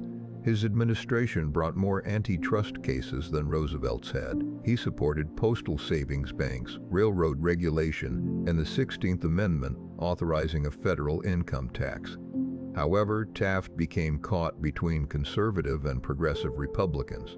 A tariff law that did not reduce rates as much as progressives wanted damaged his standing. His dismissal of conservation official Gifford Pinchot further separated him from Roosevelt's supporters.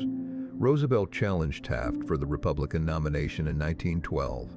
Taft controlled the party organization and won the nomination. Roosevelt then formed the Progressive Party. The Republican split allowed Democrat Woodrow Wilson to win the presidency. Taft finished third in the popular vote and carried only 2 states. After leaving office, he taught law at Yale. In 1921, President Warren Harding appointed him Chief Justice of the United States. Taft remains the only person to serve both as President and Chief Justice. He considered the Chief Justiceship more satisfying than the presidency.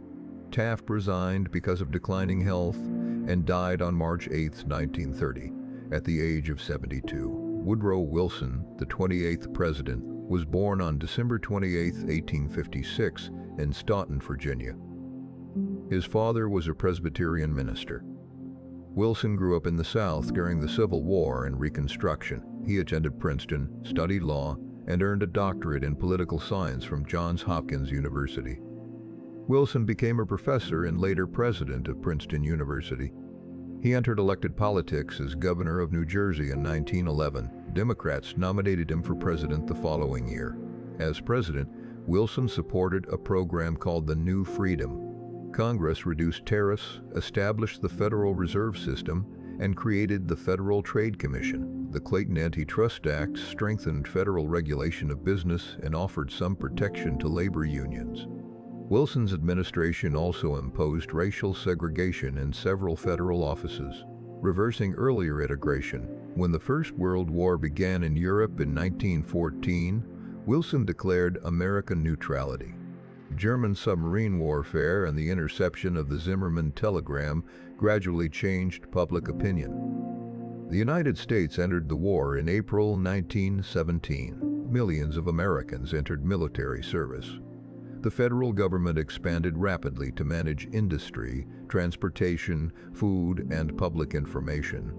The administration suppressed opposition to the Espionage and Sedition Acts. After the armistice in November 1918, Wilson traveled to Europe and promoted his 14 points.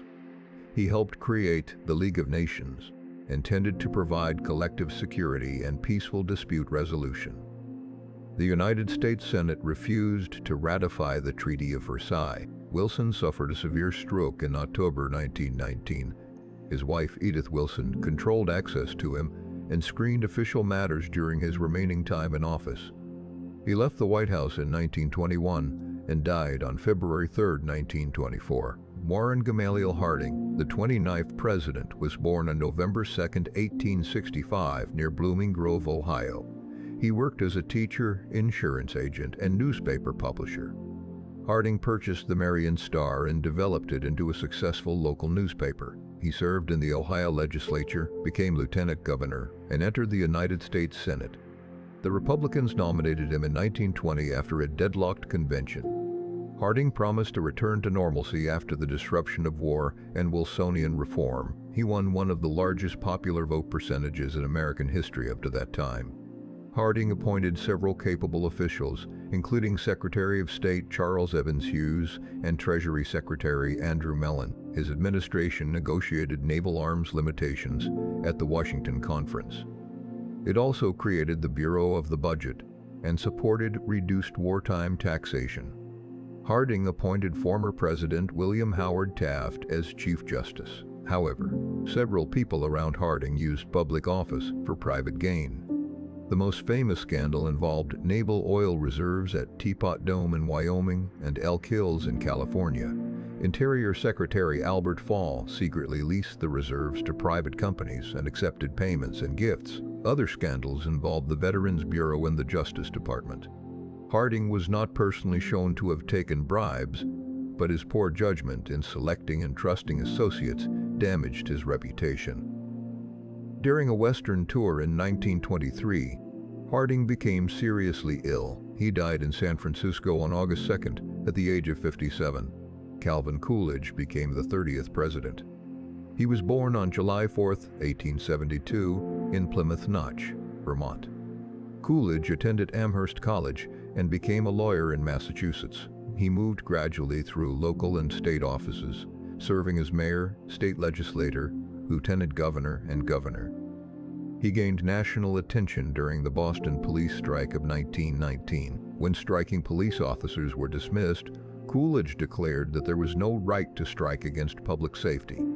The Republicans selected him as Harding's running mate in 1920.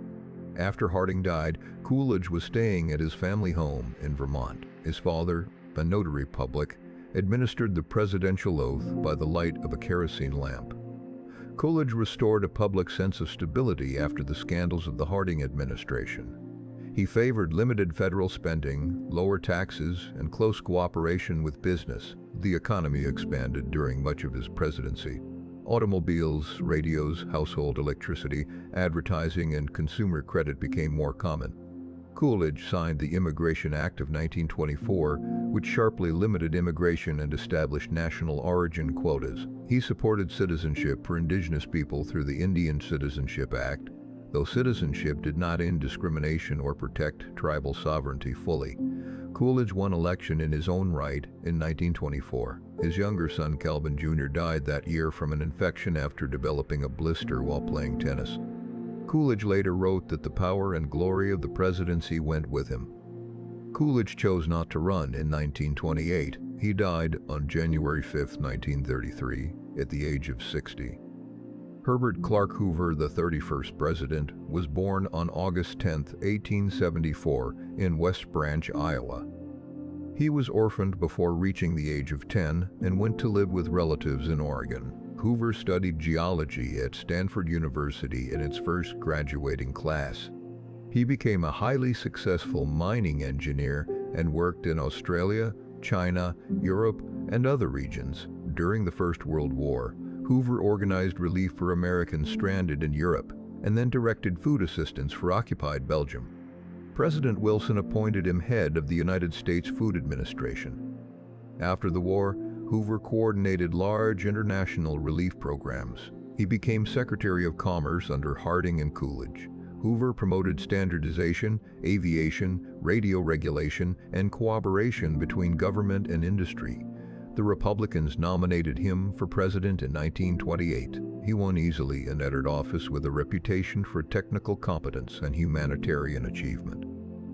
In October 1929, the stock market collapsed. The crash did not by itself cause the Great Depression, but it reflected and intensified serious economic weaknesses. Banks failed, industrial production fell, international trade contracted, and unemployment rose dramatically. Hoover rejected direct federal relief to individuals at first. He believed local governments, charities, and voluntary cooperation should provide assistance. His administration later expanded public works, supported banks and railroads through the Reconstruction Finance Corporation, and raised taxes to address the federal deficit. These actions were not enough to reverse the collapse. Informal settlements built by homeless people became known as Hoovervilles. In 1932, thousands of First World War veterans marched on Washington, seeking early payment of a promised bonus. Federal troops under General Douglas MacArthur removed the bonus army camps with force. Hoover lost the election of 1932 to Franklin Roosevelt. He remained an active critic of the New Deal and lived until October 20, 1964, reaching the age of 90. Franklin Delano Roosevelt, the 32nd president, was born on January 30, 1882, in Hyde Park, New York.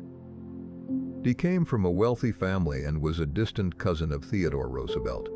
Roosevelt attended Harvard and studied law at Columbia. In 1905, he married Eleanor Roosevelt, Theodore Roosevelt's niece. They had 6 children, 5 of whom survived infancy. Roosevelt served in the New York Senate and became Assistant Secretary of the Navy under Woodrow Wilson. In 1921, he developed a paralytic illness, diagnosed at the time as polio. He lost most use of his legs. He worked carefully to project physical confidence and rarely appeared publicly in a wheelchair. Roosevelt became governor of New York and then won the presidency in 1932. He promised a new deal for the American people. During his first 100 days, Congress passed laws addressing banks, agriculture, unemployment, industry, and financial regulation. Programs created jobs through public works and conservation projects. Later reforms established Social Security, protected labor organizing, regulated securities markets, and expanded federal responsibility for economic security. The New Deal reduced suffering and changed the federal government, though it did not fully end the Depression. Some programs discriminated against Black Americans or excluded occupations in which they were heavily represented. Roosevelt won re-election in 1936 by a landslide. His effort to enlarge the Supreme Court after it struck down New Deal laws failed politically. When the Second World War began, Roosevelt supported Britain and other nations opposing the Axis powers, while the United States remained formally neutral. Japan attacked Pearl Harbor on December 7, 1941. The United States entered the war. Roosevelt directed wartime mobilization and worked closely with Winston Churchill and Joseph Stalin. His administration also ordered the forced relocation and incarceration of about 120,000 people of Japanese ancestry, most of them American citizens. Roosevelt won 4 presidential elections, the only president to do so. He died on April 12, 1945, at Warm Springs, Georgia, shortly before the war in Europe ended. Harry S. Truman, the 33rd president, was born on May 8, 1884, in Lamar, Missouri. He grew up in Independence, Missouri, and did not attend college. Truman worked as a farmer, bank clerk, and small business owner. He served as an artillery officer during the First World War. After a clothing business failed, Truman entered local politics with support from the organization of Kansas City leader Thomas Pendergast. He became a county judge, an administrative rather than judicial office, and later a United States Senator. During the Second World War, he led a Senate committee investigating waste and inefficiency in military production. Democrats selected him as Roosevelt's running mate in 1944. Truman had been vice president for only 82 days when Roosevelt died. He knew little about secret wartime projects. including development of the atomic bomb. In August 1945, the United States dropped atomic bombs on Hiroshima and Nagasaki. Japan surrendered soon afterward. Truman helped establish the United Nations and supported the Marshall Plan for European recovery. The Truman Doctrine promised support for countries resisting communist pressure. He recognized the new state of Israel in 1948. At home, Truman ordered desegregation of the armed forces. He won an unexpected election victory over Thomas Dewey in 1948. The Korean War began in 1950. Truman sent American forces under United Nations authority. He removed General Douglas MacArthur after MacArthur publicly challenged administration policy. The war remained unresolved when Truman left office in 1953. He died on December 26, 1972, at the age of 88. Dwight David Eisenhower, the 34th president, was born on October 14, 1890, in Denison, Texas. He grew up in Abilene, Kansas, in a large family. Eisenhower attended West Point and became a career Army officer. He did not command troops in combat during the First World War, but he developed expertise in training and planning. During the Second World War, Eisenhower rose rapidly. He commanded Allied forces in North Africa and later became Supreme Commander of the Allied invasion of Western Europe. He directed the Normandy landings of June 6, 1944. After the war, he served as Army Chief of Staff and Supreme Commander of the new North Atlantic Treaty Organization. The Republicans nominated him for president in 1952. Eisenhower ended active fighting in Korea and governed during a period of economic growth. He supported construction of the interstate highway system. His administration expanded Social Security and maintained major parts of the New Deal. Eisenhower authorized covert operations in Iran and Guatemala, reflecting Cold War efforts to prevent governments considered unfriendly from gaining strength. He relied on nuclear deterrence while seeking to limit direct military conflict. When Arkansas officials resisted school desegregation in Little Rock, Eisenhower sent federal troops to enforce a court order. He signed civil rights laws in 1957 and 1960, though they were limited. Near the end of his presidency, he warned against the growing influence of the military-industrial complex. Eisenhower retired to Gettysburg, Pennsylvania, and died on March 28, 1969. John Fitzgerald Kennedy, the 35th president, was born on May 29, 1917 in Brookline, Massachusetts. He came from a wealthy and politically ambitious Irish-American family. Kennedy attended Harvard and served in the Navy during the Second World War. He commanded a patrol torpedo boat in the Pacific. After the boat was struck by a Japanese destroyer, Kennedy helped surviving crew members reach safety. He entered the House of Representatives and later the Senate. In 1953, he married Jacqueline Bouvier. Kennedy suffered from serious health problems, including back pain and Addison's disease, though the public knew little about their full extent. He won the presidency in 1960 after a close election against Richard Nixon. At 43, he was the youngest person elected president and the first Roman Catholic to hold the office. His administration supported the failed Bay of Pigs invasion of Cuba. In October 1962, American intelligence discovered Soviet nuclear missiles in Cuba. The Cuban Missile Crisis brought the United States and Soviet Union close to nuclear war. Kennedy imposed a naval quarantine and negotiated the missiles' removal. He supported the space program and set the goal of landing a person on the moon. He also gradually increased federal support for civil rights legislation. On November 22, 1963, Kennedy was shot while riding in a motorcade in Dallas, Texas. Lee Harvey Oswald was arrested but was killed 2 days later by Jack Ruby. Kennedy died at the age of 46. Lyndon Baines Johnson, the 36th president, was born on August 27, 1908, near Stonewall, Texas. He worked as a teacher before entering politics. Johnson served in the House, the Senate, and briefly in the Navy during the Second World War. As Senate Majority Leader, he became known for his detailed knowledge of legislators and his intense personal pressure. Kennedy selected Johnson as his running mate in 1960. Johnson became president after Kennedy's assassination and won a landslide election in 1964. His domestic program was called the Great Society. Congress passed the Civil Rights Act of 1964 and the Voting Rights Act of 1965. Medicare and Medicaid were established. Federal programs expanded education, housing, environmental protection, public broadcasting, and assistance to low-income communities. Johnson also greatly increased American involvement in Vietnam. After the Gulf of Tonkin incident, Congress gave him broad authority to use military force. The American troop levels rose from several thousand advisors to more than 500,000 service members. The war caused growing casualties, political division, and protest. Johnson announced in March 1968 that he would not seek another term. He retired to his Texas ranch and died on January 22, 1973. Richard Milhous Nixon, the 37th president, was born on January 9, 1913, in Yorba Linda, California. He came from a modest Quaker family. Nixon attended Whittier College and Duke University School of Law. He served in the Navy during the Second World War. Nixon entered Congress and gained national attention through investigations of alleged communist influence. He became senator from California and then vice president under Eisenhower. After losing the presidential election of 1960 and a California governor's race, he rebuilt his political career. Nixon won the presidency in 1968. He pursued withdrawal of American troops from Vietnam while expanding bombing in Cambodia and Laos. A peace agreement was signed in 1973.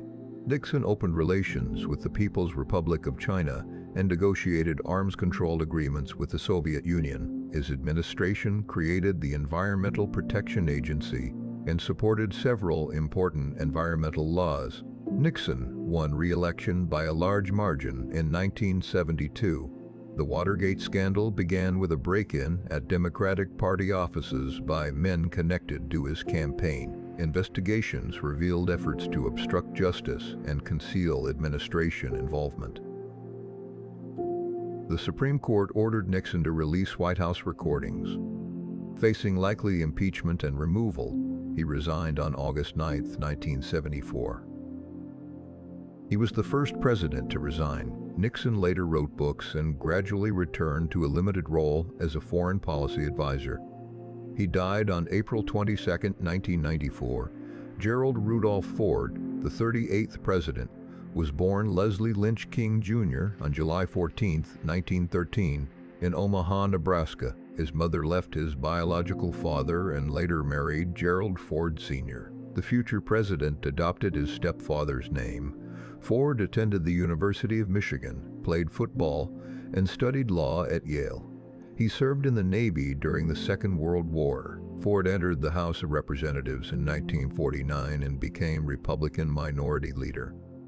After Vice President Spiro Agnew resigned amid a corruption investigation, Nixon nominated Ford as vice president under the 25th Amendment. Ford became president when Nixon resigned. 1 month later, he granted Nixon a full pardon for federal crimes connected with his presidency.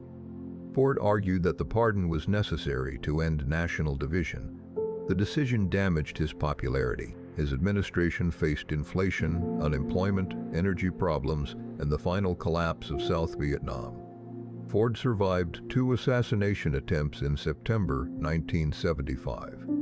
He narrowly lost the election of 1976 to Jimmy Carter. Ford lived longer than any earlier president, dying on December 26, 2006, at the age of 93.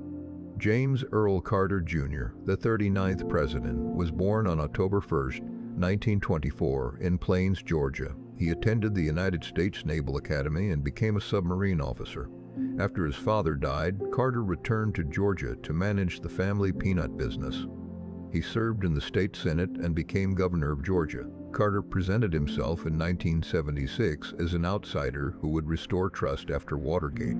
As president, he created the Departments of Energy and Education and emphasized conservation and human rights. He helped negotiate the Camp David Accords between Egypt and Israel. His administration completed treaties returning control of the Panama Canal to Panama over time. Economic difficulties included high inflation, high interest rates, unemployment, and energy shortages. The Iranian Revolution was followed by the seizure of the American embassy in Tehran. 52 American hostages remained captive for more than a year. A military rescue attempt failed. Carter lost the election of 1980 to Ronald Reagan. His post-presidential life became exceptionally active. He monitored elections, supported disease eradication programs, built homes with Habitat for Humanity, and promoted peaceful conflict resolution. He received the Nobel Peace Prize in 2002. Carter died on December 29, 2024, at the age of 100. Ronald Wilson Reagan, the 40th president, was born on February 6, 1911, in Tampico, Illinois. He worked as a radio sports announcer and then became a Hollywood actor. Reagan appeared in films and served as president of the Screen Actors Guild. Originally a Democrat, he became increasingly conservative and joined the Republican Party. He served 2 terms as governor of California. Reagan defeated Carter in 1980. His economic program emphasized tax reduction, deregulation, reduced domestic spending growth, and increased military spending. Inflation declined, though a severe recession produced high unemployment early in his presidency. Economic expansion followed, while federal deficits and income inequality increased. Reagan survived an assassination attempt in March 1981. In foreign policy, he strongly opposed the Soviet Union and supported anti-communist movements abroad. His administration secretly sold weapons to Iran and diverted money to Contra rebels in Nicaragua, producing the Iran-Contra scandal. Reagan later negotiated with Soviet leader Mikhail Gorbachev and signed a treaty eliminating an entire class of nuclear missiles. He left office in 1989. Reagan was diagnosed with Alzheimer's disease and withdrew from public life. He died on June 5, 2004. George Herbert Walker Bush, the 41st president, was born on June 12, 1924, in Milton, Massachusetts. He came from a wealthy family and served as a Navy pilot during the Second World War. His aircraft was shot down over the Pacific and he was rescued by an American submarine. Bush attended Yale and entered the oil business in Texas. He served in the House of Representatives as ambassador to the United Nations, chairman of the Republican National Committee, envoy to China, and director of the Central Intelligence Agency.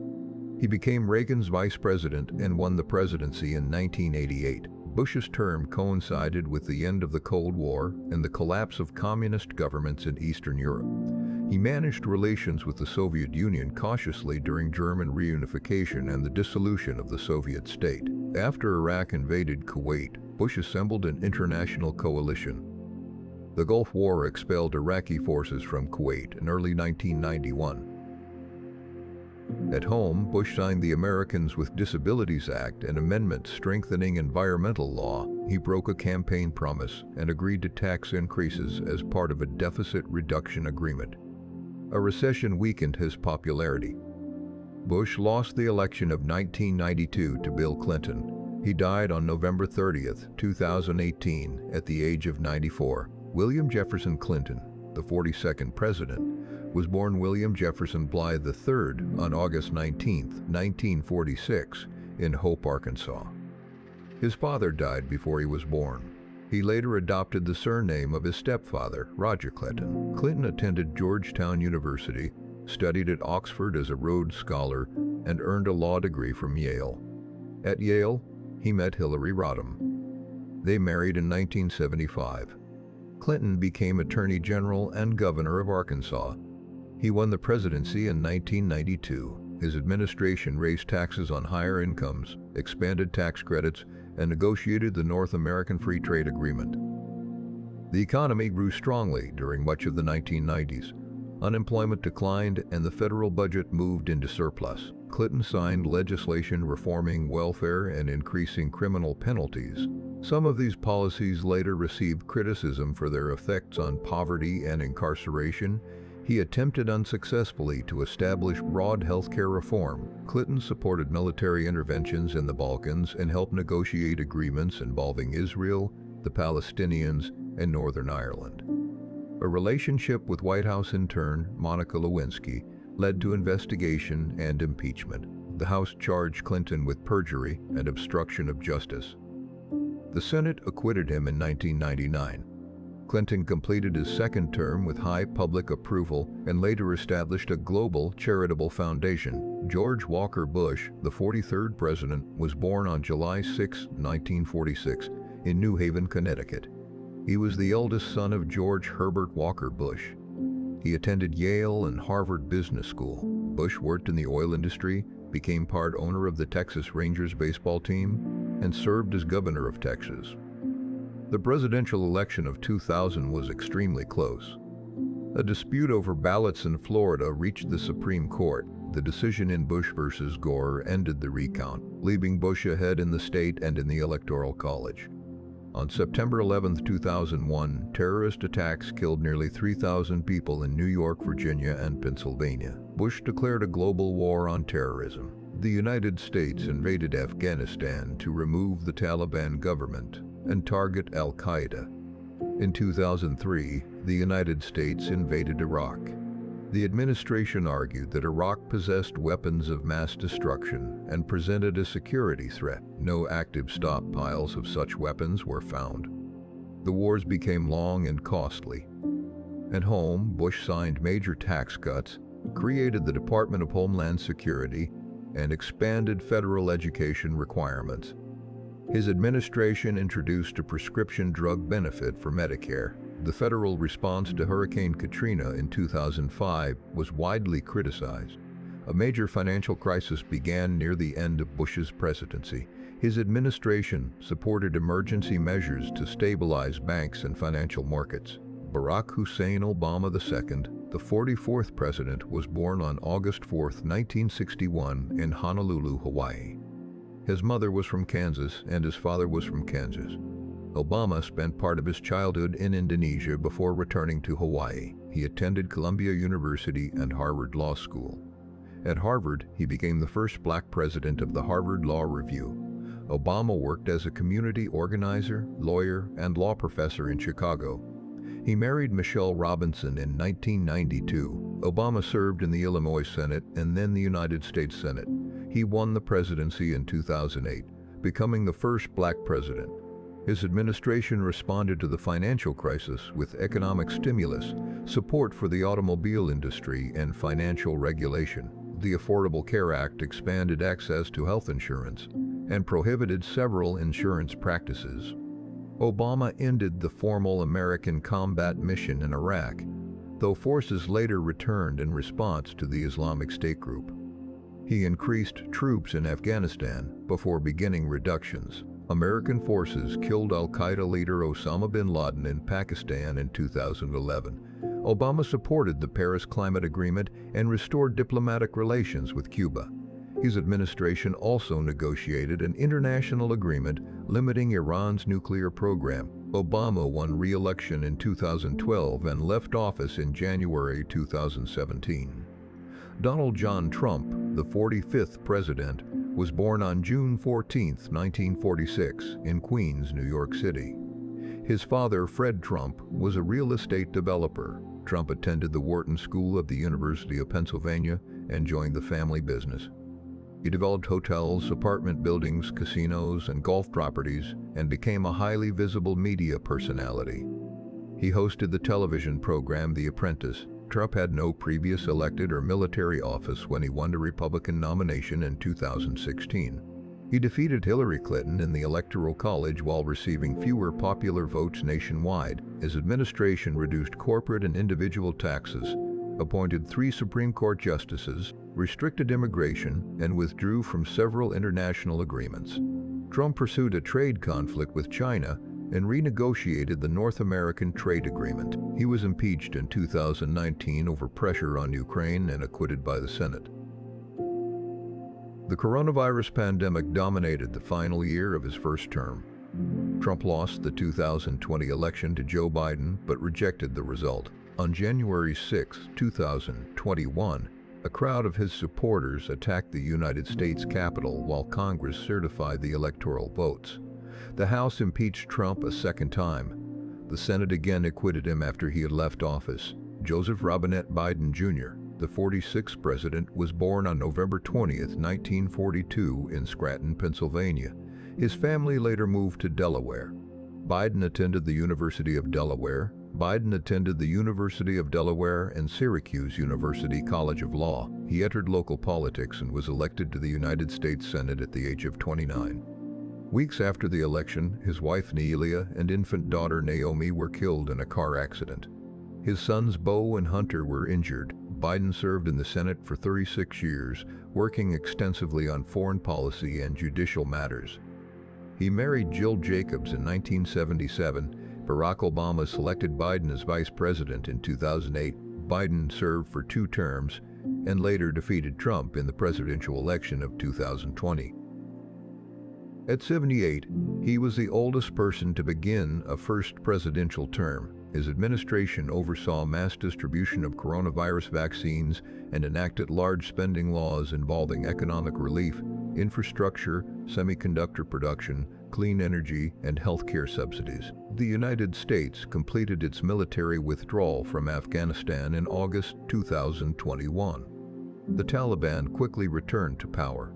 Biden supported Ukraine after Russia launched its full-scale invasion in February 2022. His administration also supported Israel after the Hamas attack of October 7, 2023, while facing growing debate over the war in Gaza. Biden initially sought re-election, but ended his campaign in July 2024. He completed his term in January 2025. Donald Trump then returned to the presidency. He won the election of 2024 and was inaugurated on January 20, 2025. This made him the 47th president, as well as the 45th. Like Grover Cleveland, he began a second term after an interruption by another administration. Trump was 78 at the beginning of the new term. His return completed an unusual political sequence. A president who had lost re-election, left office after 2 impeachments, and faced several criminal and civil proceedings again secured the presidency. Because this second administration is still part of the present period, its eventual historical significance cannot yet be measured in the same way as the earlier presidencies. The presidency has passed through military commanders, lawyers, farmers, teachers, engineers, businessmen, governors, senators, and career public officials. Some presidents entered office with long preparation. Others arrived unexpectedly through death, resignation, political deadlock, or national crisis. Their biographies also reflect the wider history of the United States. The earliest presidents lived in a society shaped by revolution, plantation slavery, and territorial expansion. The middle generations confronted civil war, industrialization, immigration, and the growth of federal authority. The presidents of the 20th and 21st centuries worked within a global military and economic power, with responsibilities that the founders could not have fully anticipated. No life can be reduced entirely to a term in office. Each president also had a childhood, an education of some kind, private ambitions, family relationships, illnesses, failures, and years of preparation that were not always visible to the public. Some left office admired, some left in defeat or disgrace. Some died before their plans could develop. Their reputations continued changing after their deaths as documents became available and later generations reconsidered slavery, race, war, economic policy, executive power, and civil rights. That brings our quiet survey to the present day. You may let the names and dates fade now. There is nothing more to remember tonight. Rest well and have a peaceful night.